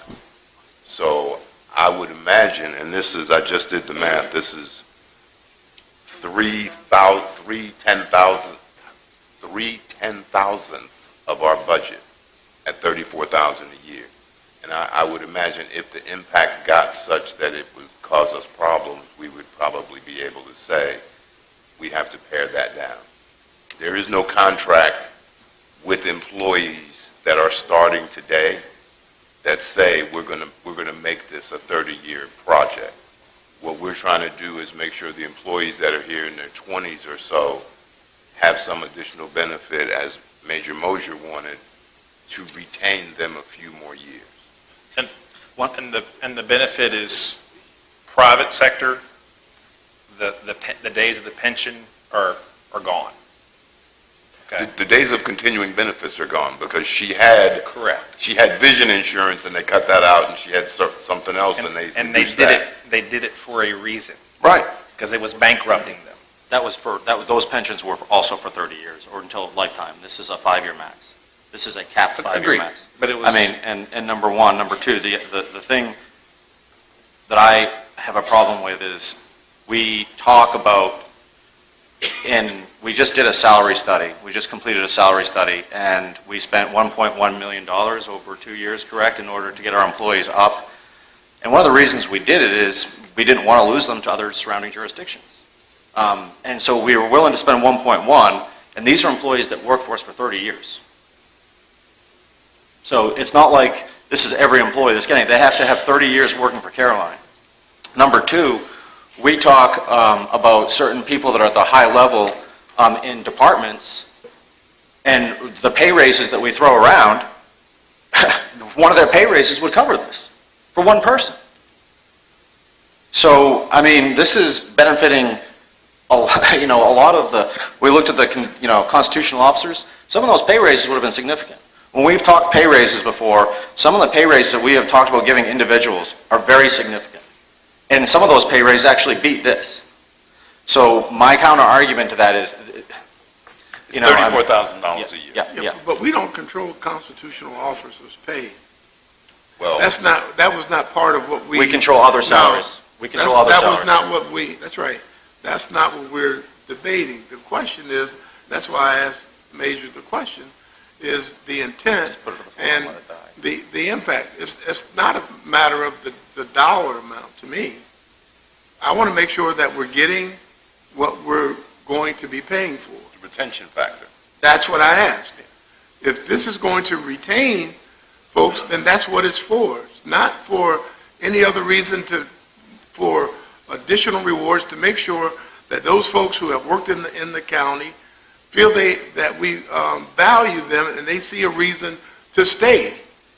So it's not anything about constitutional officers and all this other stuff. It's what's best for, it's not. When we're arguing it's the financial, yes. When we're arguing it's financial, we're bringing out numbers, then that's part of the argument. Madam Chair, may I call the question, please?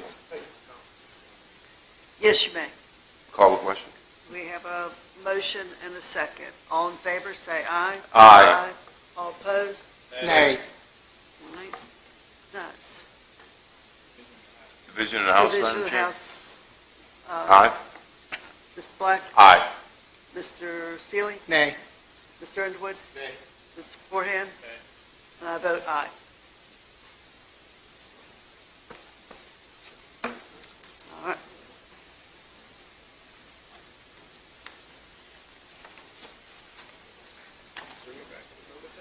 Okay. So that takes us to number 5. Who has this one? I can handle it. We had received a written request from the town of Bowling Green to join the county's, 5 is the, I can't read. As we move the detention center employees back and forth, and we haven't gotten any word on where they are with VRS at the moment, they've requested that they stay. We put them on our health insurance plan. And so we've had our benefits folks at Digital look at that, and it's actually a benefit to our plan to have those folks, those additional employees on our plan. So it's our recommendation that they be allowed, when and if the VRS gets finished with all their work and they're moved back to authority employees, that they just allowed to stay on our health insurance plan. It's like I said, more employees is actually better. I would just quickly add, for both this issue and the next one, Mary Jones from One Digital has been gracious enough to join us tonight, and she can help answer any questions the board may have. Can we do 5 and 6 on it together? Yeah, I was going to say, I thought Can I we saw do it. 5 and 6 together? Well, I don't want one to go away because of the other. All right, all right. We'll do them separately. In case Because she's somebody saying had a problem both with one of groups them. would help, so. That's what her letter says. Thank you for waiting so patiently this You're evening. welcome. Good evening.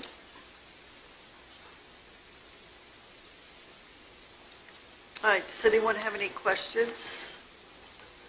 Oh, I just had one, I guess, kind of, your letter sort of indicates that taking both groups on actually helps doesn't have any detrimental effects to our overall coverage. Is that true? Well, I guess ultimately, we do not have claims data on either group.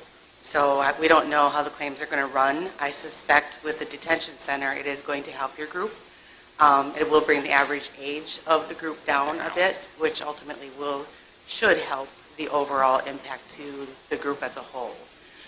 Without taking the detention center, I certainly would not recommend taking on Town of Bowling Green. Correct. Just because their age factor brings up significantly. So I think doing both of them in conjunction is not going to hinder the plan. Okay, that's what I was looking for. Well, wait a second. She just hit on a big point here, that you're saying the town would cause a negative effect because their average age of their employees is higher than what the county is already. Correct. And we all know that being one, old people are a risk. Is that what you're saying? I'm in that bucket too, come on now. Yes, I mean typically, statistically, Right. as we age, your claims are going to escalate. Yeah, and I mean, that's pretty standard, and that's what the national debate is all about, is making sure you have enough younger people in to make the pool much better. Correct. So if they were individuals, you just said you would not recommend taking the town. Not without the... I wouldn't, if we were not taking on the detention center, I would not recommend taking on the town of Bowling Green independently, no. Just because we do have some historical data on them, and I do know that they would probably have a negative impact to the overall claims and age factor of the group. Now, is this one of those, I always say there are decisions you can't reverse and there are decisions you can reverse. If we say yes today for the town and then we get hit with a lot of claims, do we tell them next year at budget time, I'm sorry, but we can't have you guys? Well, go ahead. One of the things that we're recommending is if we do agree to take the town on, because like I said, they have been part of the county historically, that if they choose or would like to leave the plan, that one of the stipulations that we make as part of that agreement is that they would have to make the plan whole if they're in a deficit situation. Because we would be able to look at their claims versus the county claims versus the detention center. But that didn't really answer my question, though. My question is, at the end of a year, you're saying we'll get money back if they decide to leave. I'm saying yes, we should put that Right. language as part of that contract. And that's fine. My question is, can we tell them to leave after a year? Mr. Cully? When I first went to Middlesex, one of the first meetings I had with the school superintendent, the county was on the school's plans, and the consultant said, without the county, your rates would stay the same. He said, this meeting's over, county, you're off our plan. So yeah, you can, I guess, remove them. It happened to me before. I mean, I understand the issue with the town. Because they've got so few employees, it costs them more money, blah, blah, blah. They want to be on our plan to reduce their budget. But I don't necessarily want to impact our budget negatively, and I don't think anybody on this board wants to do that. So I just want to make sure, I always like to have escape clauses. Mm-hmm. Is that what your recommendation for the stipulation clause in there would also help that? That plus the ability to, at the end of the year, not renew them with us if there were a lot of high claims? We certainly Would could add that, help yes. Yes. keep everything fair for everyone? Yeah, but what we were worried about more was that we didn't want them to join and then find something less expensive a year or two from now and get out, leaving us with some extended claims that we would end up having to pay, those type of things. I think they have been on and off before. So They really need to commit they're going to get in or make us whole if they get out. So we would still be protected? As best as you can. I mean, anybody, I got a question, and maybe you can answer just kind of a little bit. When we talk about adding these employees and adding the jail employees, it makes the pool bigger. That's the concept, right? Is to make it. Yes. So why, just out of curiosity, Mr. Cully, why doesn't, when you talk to the schools about adding like all employees, why doesn't that, if you make the pool that big, why doesn't that lower the cost? I'm just curious. I wasn't talking about here. Right. She can answer that. Yeah. So I'm sorry, Can you repeat your question? Like as far as when you add, like if you did like all county employees including like the teachers, like, because I know we have two different insurances right now, so why is it then if you add these employees, it makes the pool better, but if you add the school employees, because the answer I've gotten before is it's, I think we would need to do a couple of things. We would need to assess the risk associated with the schools, and without having access to their claims data, I don't know that I can answer that question, because have we done that before where we've combined counties and schools? Absolutely. Sometimes the school will help you, because again, when you're talking average age of a county versus a school, schools typically will drive a lower average age versus a county. So sometimes it can help you, but sometimes it can hurt you based off of how their claims data has been running. okay. So put more succinctly, just adding people to your pool doesn't necessarily equate to your rates going down. It depends on their claims experience. Adding healthy people who are. Right. But as a rule of thumb, just because you've got 500 versus 400 doesn't mean your costs are going to go down.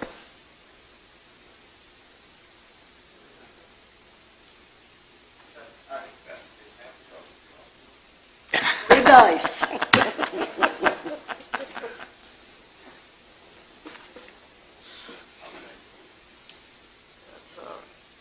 right. Discussion? Any more questions? Mr. Seeley? I'll first make the motion that we accept the request from the detention facility to remain in the county's medical and dental plans. I have a motion. Do I have a second? I'll second that. With the question to Mr. Cully that they were on our plan before when they were part of the regional jail? No, they had their own plan until they were basically dissolved, and it was down to those last 6. But then when we took them over this summer, we added all of their employees along with all their new hires into our current plan. They're on our plan now. They are on it now. Yeah, they started coming on as of September 1st. We just recommend they stay there. Does that kind of pierce the envelope of being a third party? And then they're not really our employees starting. Now, you can have, I think there are other places that have shared health insurance with like regional organizations. Okay. I was looking mainly at Mr. Emerson, make sure that, okay, no bearing.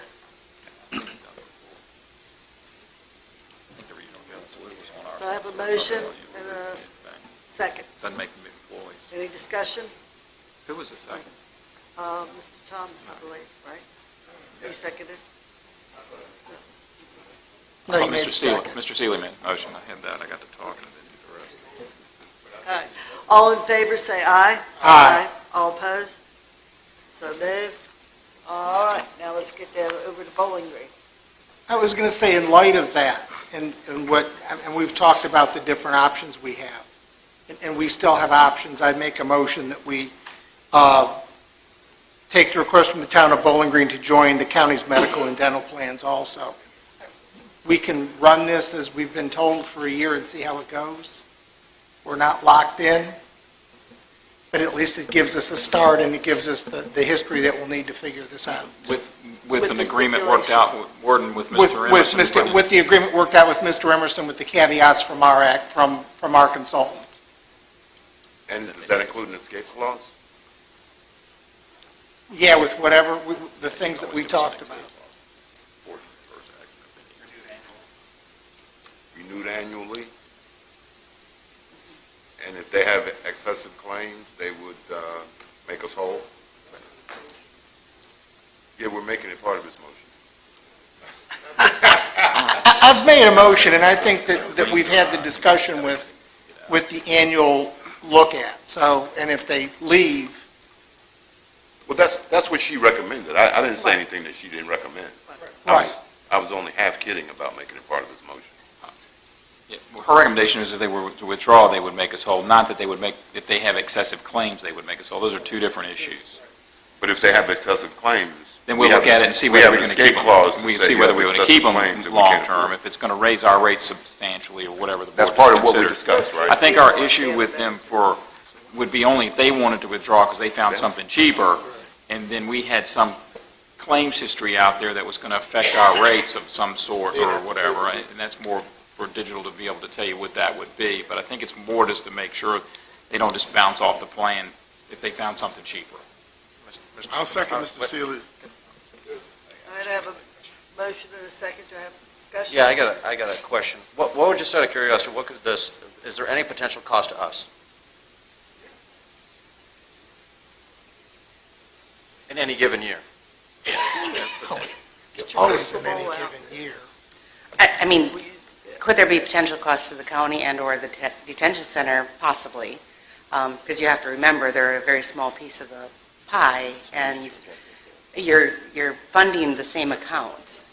So the claims are paid out of one account that the detention center is going to fund, that the county is going to fund, and the town of Bowling Green is going to fund.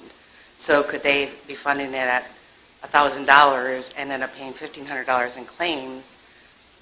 Yes, that means that it's going to get offset from the monies that the county and the detention center are putting in. But the hope is that it's set up to average out over time, and that's the deficit situation that we're talking about, that if they find something cheaper and they are in a deficit, what we want to do is ask them to make sure that they make the plan whole so that the county isn't having to offset high dollar claims on their behalf. Mr. Cullen, does the county do anything through its benefits to help drive fitness or any hiring requirements or things like that that we could press upon them to also employ? You can't push anything on hiring requirements or anything like that. And we've done some wellness things over time through HR, and Digital's done some things with Anthem for wellness. And our insurance includes a lot of wellness things that you can go and do as far as things that are free and free to get checked out and those type of things. So I think we encourage all of those things, and we continue to encourage it. But that's a crystal ball. As any particular person or spouse were to get sick, I mean, you could have claims over and above what's being paid. Just didn't know if there was a wellness component to our current benefits that are helping, that we could, as part of this agreement, say, yeah, we'll cover your employees, but you got to do X to help keep, you have to employ a wellness, program that's funded separately from a different bucket of money. I don't know, I just didn't know if that was in play here. They do. I think they do wellness for free. You can implement wellness initiatives, and the best way to do that to encourage participation, because again, to Mr. Culley's point, you can't force people to participate in it, but you can encourage them by incentives such as maybe reducing or giving them a little bit more towards their premium each month for people who do X, Y, and Z. So it really isn't necessarily a separate bucket of money per se, but it's encouraging the participants of the plan to partake in some of the initiatives that are set forth that hopefully will help their overall lifestyle and keep the premiums down. Okay, quick question. Yes. They got what, 10 or 15 employees? 15, something like that? Most of them in wastewater treatment, public utilities. Not that I would wish anything bad on anybody, but catastrophic events, what's the worst case scenario? Like 100,000, 50,000? 100,000. They have the same caps. They would have the same caps that the county has today. So the most, yeah. That's per person? That's per person, and then there's also what we call an aggregate stop loss that's built into the plan. So if an anomaly happens and you have just a bunch of people get sick, there's a worst case scenario on what the plan would cost. And how much is that? I do not know that number off the top of my head. It's about 120% of the overall expected cost. I can certainly get that. But it's capped at 100,000 per person. Correct. So worst case is 100,000 times 15 people, 1.5 million worst case. Correct. For the town, yes. For the town. Mm-hmm. So, am I hearing this, maybe I'm lost, but on the last thing that we just talked about, we rejected $34,000 a year for $250 a month for an employee. Now we're talking the potential of us costing $1.5 million. Well, that's assuming that everybody hits $100,000. I understand, ma'am. I understand. I'm just trying to make a point. Thank you.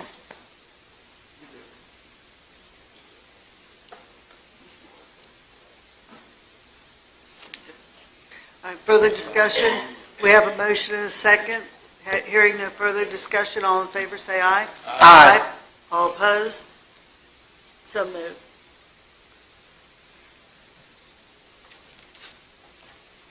Thank you, Mary. And Ben, you'll get in touch, you'll get those papers to Mr. Cully and then meet with the town.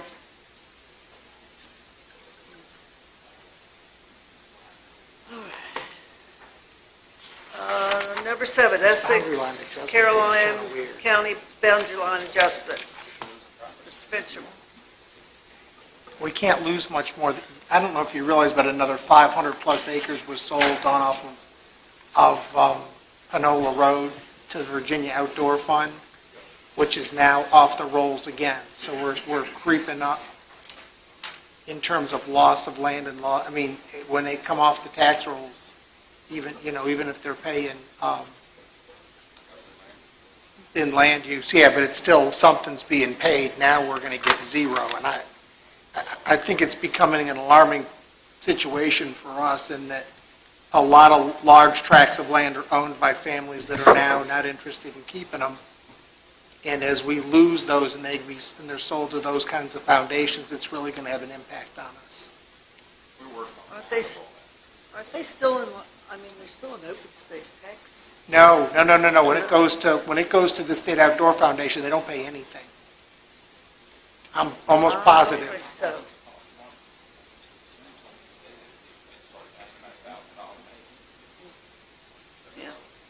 We'll check on that. I'd like to know that, because if that's the case, that's not as bad. My understanding comes completely off the rolls. He's working on this, they're working on data, and they're going to give it to me by tax parcel. I'll be able to map it, and I'll be able to put the values, so I'll know what, so the Commissioner's office is going to work, and then we're going to get that to Tyler. We're working on that. So we'll have the numbers and everything. They're on land use. Can we let's stick to the agenda. There's not a big difference in land use and nothing. Yeah, there is. Who's going to tell us about this $200 an acre. boundary line adjustment? 500. Number 7. This is you, Jeff. Yeah, this is Sure. me. This is all my district.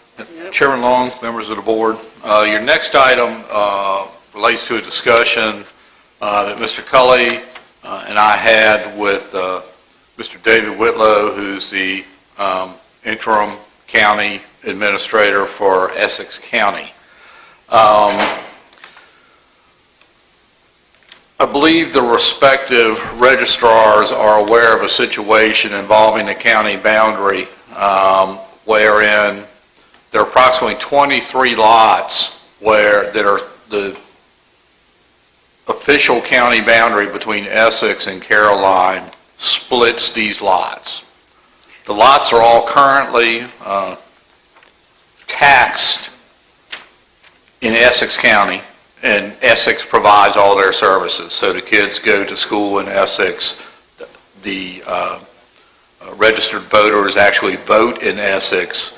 But depending on the location of the line, the structures, the houses themselves are actually in Caroline County, even though they're paying taxes and receiving their services in Essex County. The state board has notified Essex that come the next election, this issue is going to have to be rectified, and either these voters will have to actually vote in Caroline and will not be allowed to vote in Essex. The county administrator for Essex, after discussing with his registrar, met with Mr. Cully and I to see whether there would be any interest in both Essex and Caroline approaching our respective state legislators to allow a boundary line adjustment between Essex and Caroline, and in lieu of a formal survey of that boundary, allow such boundary adjustment to occur utilizing our GIS system. We've preliminarily looked at the properties. As I said, there's 23 of them. There's 21 off of Supply Road and 2 off of Hustle Road.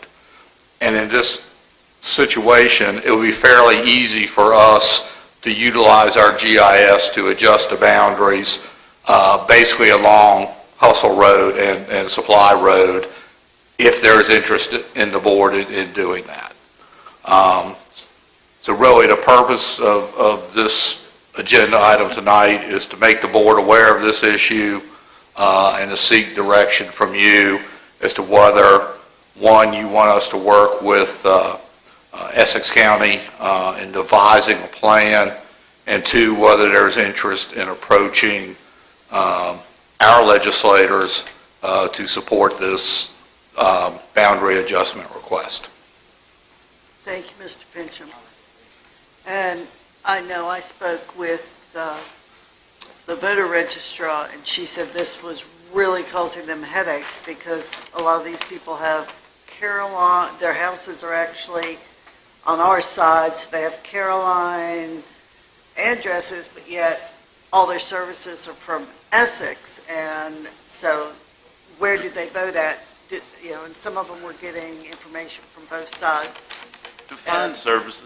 Well, the other issue with this that is that they all these people went to school in Essex, and they voted in Essex, and they don't want to be Caroline citizens. They've always thought they were Essex citizens. But if you look at the Tiger maps, which is the census maps that they use, that the electoral Department of Elections use in Richmond, there's actually a no man's land between the Essex line up here and the Caroline line. They're not. It's not that they're wrong. Their line doesn't match our line. It follows it, but it follows it off one way or the other. So there's this whole area that their maps aren't right. So this line really does need to be established somewhere. We recommend it along these roads because it's easy for everybody to know whether they were in Caroline or in Essex. If it's going down through the woods, it gets kind of complicated. The red line is what It's what we proposed, and the yellow line is what it is. ours. But if you were to look at this on the Tiger file for Essex, the yellow line's not Essex's. It's a little bit off of that. So But see, this is different than a town-county boundary adjustment because you kept saying services, and services is water and sewer. Yeah, we're not providing anything to them. Right, and neither is Essex. Other than Schools. But if they had gone to the school where they were really in that county, they would have been going to Caroline. But they didn't know that. Right? I mean, that's where their thing is. So it's not like they're providing a service to them. I don't have a problem with making the adjustment to include them, but it's not like we have to do this. We have to do it if they provided water. Right. We don't have to do this. This is a voluntary. It's a code section that allows for this, for us to come together to do it. The problem with the code section is you have to survey it, and you're looking at about a couple $100,000, $300,000. If they want to do that, that's fine. And survey it. So we're proposing we go to the General Assembly and ask. There have been Goochland and several other counties have had this problem. Have gotten the General Assembly to allow their boundary to be King George set did the same thing about 10 years ago. GIS services instead of survey services. And that's what we're actually here tonight to see. Do you agree we ought to fix the boundary? And if so, we need to then ask our delegate and senator to support legislation coming up in the next General Assembly to allow us to do it by GIS. We would basically be requesting our representatives to add Caroline County to that existing law that has allowed other localities to do the same thing. With the GIS. But the reality is we have no revenue loss at all, right? That's the existing line is yellow. Right. Mike? No. Charlie? We have no... Of some sort. No, the properties are currently being taxed I got to ask him again. in Essex. Yeah, we don't lose anything. Yeah, we don't have any revenue involved. We're just going to, Just clean up the Just line. clean up the line. change the line. And we're We'd going to have do to it go to through court to do it. GIS with the... I've been to all those doors, and they told me they lived in Essex. That's right. Yes, I'll make the there's a motion that we... motion to move forward with this staff. I guess the motion is a long motion because we need to make sure that the boundary line adjustment with Essex is done via GIS versus a survey. Well, that has to be approved by the General Assembly. Well, We I have know, to but- file a petition with the court to do the boundary line adjustment. It would be nice that we all agree that we're going to do it by GIS rather than survey, is all They're I'm not- saying. I don't think Essex wants to do it by survey because of the cost. I mean, we represent Essex as their county attorney. I've talked to David Whitwell about this. He's asked us to do it if you guys would agree, and he has no intention of Using the spending GIS. $200,000 I just want to make sure we're... surveys, so we need the General Assembly to agree to it. No, nobody wants to pay for the survey. I don't know what'll happen if the General Assembly doesn't approve it, because nobody wants to pay that for the surveys. All right, so we don't really, do we really need a motion, or are we just sending staff to move forward with getting us No, you need a motion. able to do the GIS thing? Right. All right, You need to request our General Assembly representatives to support legislation. And they're going to want a unanimous resolution from us to move forward. I will tell you that that's the we'll rule. work. And I'll make a motion that we forward a request to the General Assembly to make the boundary line adjustment using the GIS system versus a survey, and to be added to the law that enables us to do that. How much per acre are we charging Essex for the new one? I have a motion and a second. Any discussion? All in favor, say aye. Aye. All opposed? So moved. Takes us to 9. Keep rolling. I gotta- Right? Any violations on 8 or 9? I'm sorry, 8. We're on 8. Any violations on 8 or 9? No, sir. Skipped 2. We've been out and inspected the sites, we've met with the applicants. Madam Chair, I make a motion that we renew the conditions for special exception 11, 2005, agenda item number 8, since there have been no violations. Thank you, I'll Mr. second. Thomas. We've got a motion and a second. Any discussion? Yeah, do they want to do fireworks for us?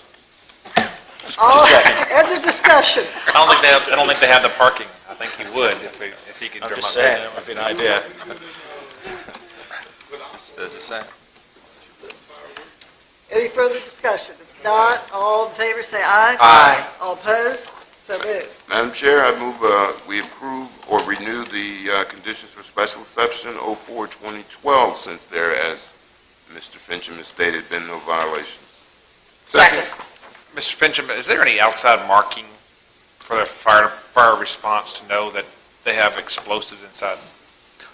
The fire department is well aware of that storage location, and it is identified. Okay. I have a motion and a second. Any further discussion? All in favor, say aye. Aye. All opposed? So moved.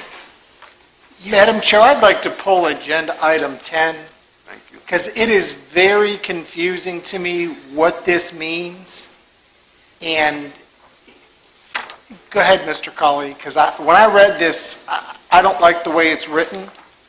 All right, what best I can explain to you, one thing, we don't think we have any properties that it affects us, but the General Assembly, they changed, the General Assembly for years exempted various things from taxes in different localities. You went to the General Assembly, got on a list, you were tax exempt.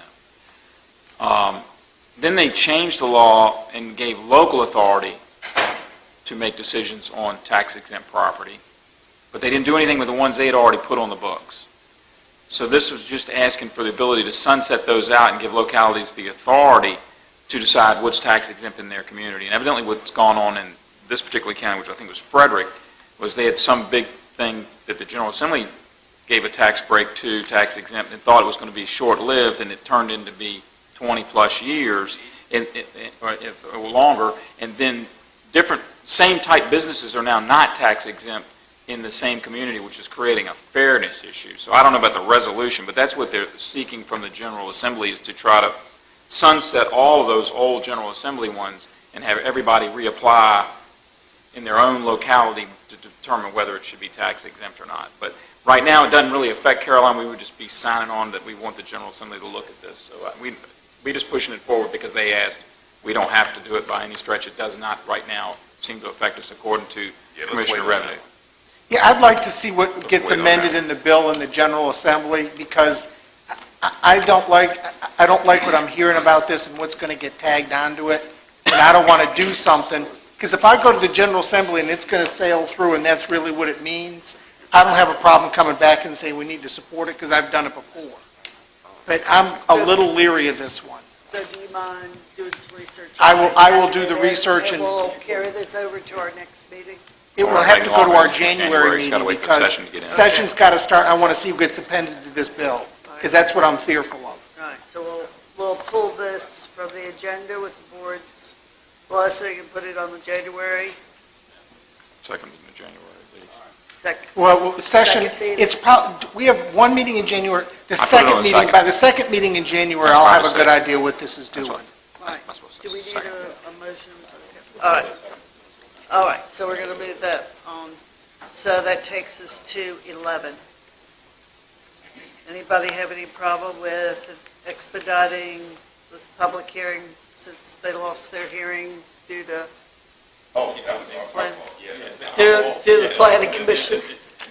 That's not the one I was thinking, Tower. Yeah, these guys, that's fine.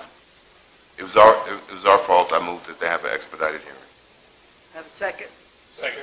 Or actually, it was the planning Any commission. discussion? Did anyone else from that council meeting want an expedited hearing? Mr. Fincham, I mean, if we do it for one, did anyone else want one? We haven't, I don't think we've had a request from anybody else. In this case, they had already been a public hearing and deferred for 1 month, so Okay. they had been Yep. deferred to the meeting I got that you. we didn't have. Okay, that's fine. All right, thank you. Hearing no discussion, all in favor, say aye. Aye. All opposed? Move. All right, capital project status. Mr. Finney's included a status of capital projects in your package. You can see where those all lie. You can see we're working on the Rappahannock water permit. It come underneath on what we thought on a knuckle boom truck by pretty good amount. Park improvements, what we've done. So that's pretty straightforward. Let's see, where are we on this? Are we on the 15th tomorrow? I'm on vacation. All right, Remember Pam's in charge for the next week. No, Mr. Parton's in town. All right, he is. He's left his gone over- table, there he but is. All right, county offices do close on Wednesday at noon. There will be no staff meeting Wednesday. Do have some other people probably be off the whole day, so.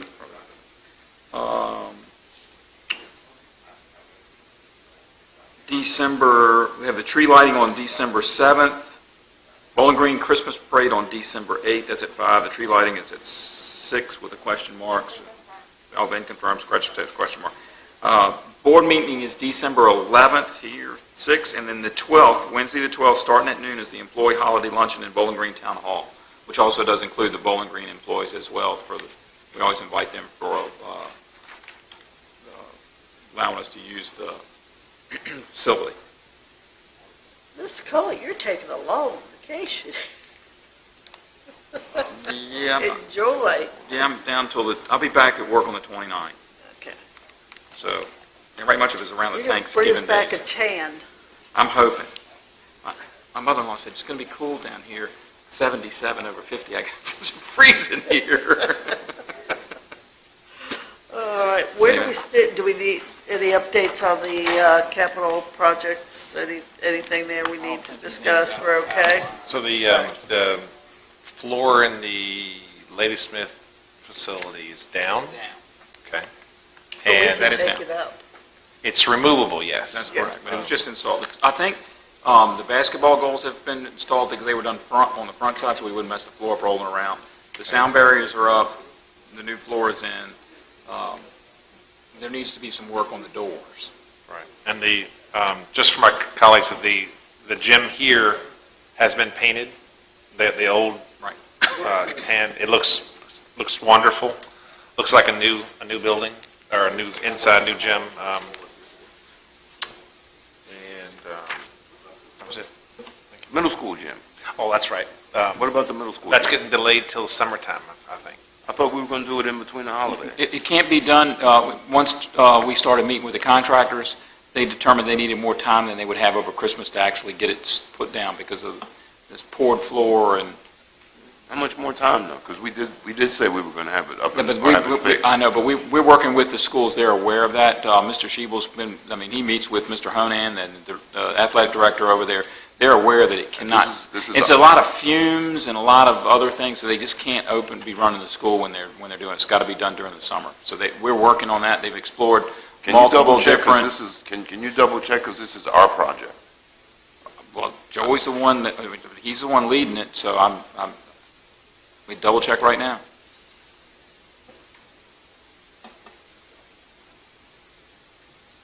It's a 4-week process of removing the floor, repouring it, and then letting it set before you can walk on it.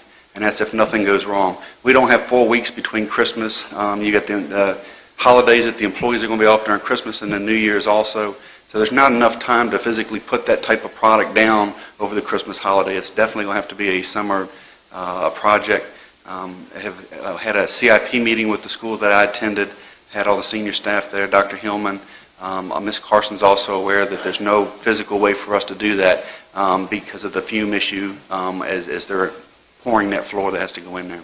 But if you started in December, because this is November now, so if you started in December, between December and January 1st, that's 4 weeks, you could schedule the fume part for the 2 weeks the schools are out.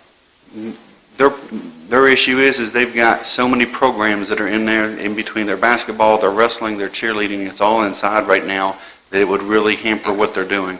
They said that both athletic directors said there's no way that without that facility they'd be able to do it, and the summer would be better for their schedule. Okay. And you let them know in that discussion that you didn't want to hear about this until the summer, right? Yeah, they understood that from where we're at, we actually are planning a visit over to the Ladysmith Community Center. We just finished the installation of that floor last week, so we opened it up this week. So they're going to look at that product. It sounds like they're not interested in that product. If we did go with that, if we were to order that within the next week or so, we could definitely get that in. That would be a 2-day installation over there. But it's a totally different product. They are used in a few schools, but there's not that many. Okay. But we can start the day after school's out? I mean, Yeah, we're going to have the contract written. We're going to have everybody in place. As soon as school's out, they're going to get in there and work on that. So there's 2 different types of floors that are remaining. So if there are definitely hardwood floors are above our budget, so we can't go with hardwood. There's other issues with that as far as maintenance and maintaining the humidity in the building. The other product is a lesser cost product, which is like we did with the square plastic tile that goes on the floor. And the other 2 is a rolled type tile or a poured floor. I thought, so we haven't made a determination of what we're going to use in there yet? We have not, because there was a discussion about going with the tile and trying to find a place that we can go visit without taking an airplane ride. So we've met with the I schools. thought we decided that the poured floor was the way to go because of the longevity of it, and the resurfacing of that product would be a lot more advantageous, and it was in the budget, isn't it? I agree. There's $80,000 in the budget. I wasn't told there was a product. The schools kept saying they wanted to go to hardwood floors when I first met with them, so I wasn't aware that you all had selected a product No, type. somebody had one of the school employees told me that we were going to a poured floor. They had gotten a budget for a poured floor. They'd gotten a quote, I should say, for that. All right. Is what they have now, it's not a poured floor, it's more It's of a not, it's a sheeting. roll. It's actually, it comes in a big roll, they roll it down, and then they seam the seals, and it's got And a that's coat on it. what, that's what the basketball coach specifically said, please don't do this to me again. That's what's coming apart. And the poured floor, you can actually go back and put a top coat on it. So it is a wearable surface, so it's going to wear. But on a true poured floor, you can go back and put another surface on top of that. So in 8 to 10 years, if it starts becoming slick, you can just put a top coat on it and keep going. Mr. Chiefle, do you remember what I said in the beginning? This is our project, so there's an extreme amount of pressure on us to make sure it comes off right. Correct. Okay. That's why I was concerned about the product at LCC. Okay. Well, and that's why I thought we were at least leaning towards the poured floor. I am just trying to make sure the schools own the same thing. So we had a meeting with the athletic director. I'm going to reiterate what Mr. Thomas said. It's our project. I'm going to echo his sentiments. Okay. It's our project. Mr. Schiebel, it's our project. Okay, we need one more vote. Anybody else? Ms. Carson? Ms. Carson. Ms. Long? That's all right. We're both Nancy's. It's okay. No, he just showed me something else. But okay, you understand? It'll be Yes. fine. I have complete faith in Mr. Schiebel's ability Thank to Okay. negotiate with the schools, so we'll be fine. Well, I'm all set for educating kids. I'm from Missouri. Make a motion to adjourn? No, I have a couple of closing board Closing- comments. Closing comments. I'm sorry, yeah, my computer was up, I I'm sorry. told you you could make your comments that you missed once Thank you you got so your much. computer up. We are going to go with the December 13th at 7 PM for the year-end constituent meeting. We didn't, and it's unfortunate, but we didn't say anything about the unfortunate events in Pittsburgh or California or the wildfires, which is terrible, and I don't know about anybody else, but I'm tired of breaks in our board meeting, and then we've got some tragedy like that. But We should meet every 2 weeks then. we should meet every week if that's the case. But it's kind of sad, and I think we all agree that it is kind of sad. But the other good news is I did want to say I was very proud of those who came out and voted, and the election results, in particular the amendments that passed. I think amendment number 1 was the one that gives the locality the choice of whether or not to give a tax break. Not saying the locality would, but it takes the decision from the General Assembly to the locality, and I think that was a great win for local government. So that was what I had. Thank you, Madam Chair, for letting me go again. You're welcome, Mr. Thomas. Mr. Black. Yeah, I just want to reiterate what Mr. Thomas said about the voting day. It was a heavy turnout on voting day, and it was nice to see everyone at the polls. I was there for a long day, but it was definitely nice to see everyone. So, yeah, that was very positive. So, thank you. Mr. Seeley. I will say voting day was a positive day. Mr. Underwood. Mr. Forehand. Hope everyone has a very nice Thanksgiving. And I say, I am glad that we have our voter registrar and her great staff to keep our voting unencumbered and unquestioned, and we thank them all for a good job. And Public Works for moving everything and opening everything up, so that's great. Everyone have a great Thanksgiving. I will make one correction. Mr. Black, I believe on the Veterans Program, I believe that is sponsored by the American Legion, right? Yeah. So I want to Every other year, it's American Legion VFW. All right, this year was American Legion. Legion. Just wanted to give them their due. So, all right, everyone, do I have a motion to adjourn? So moved. Second. All in favor, say aye. Aye. We are adjourned. Thank you.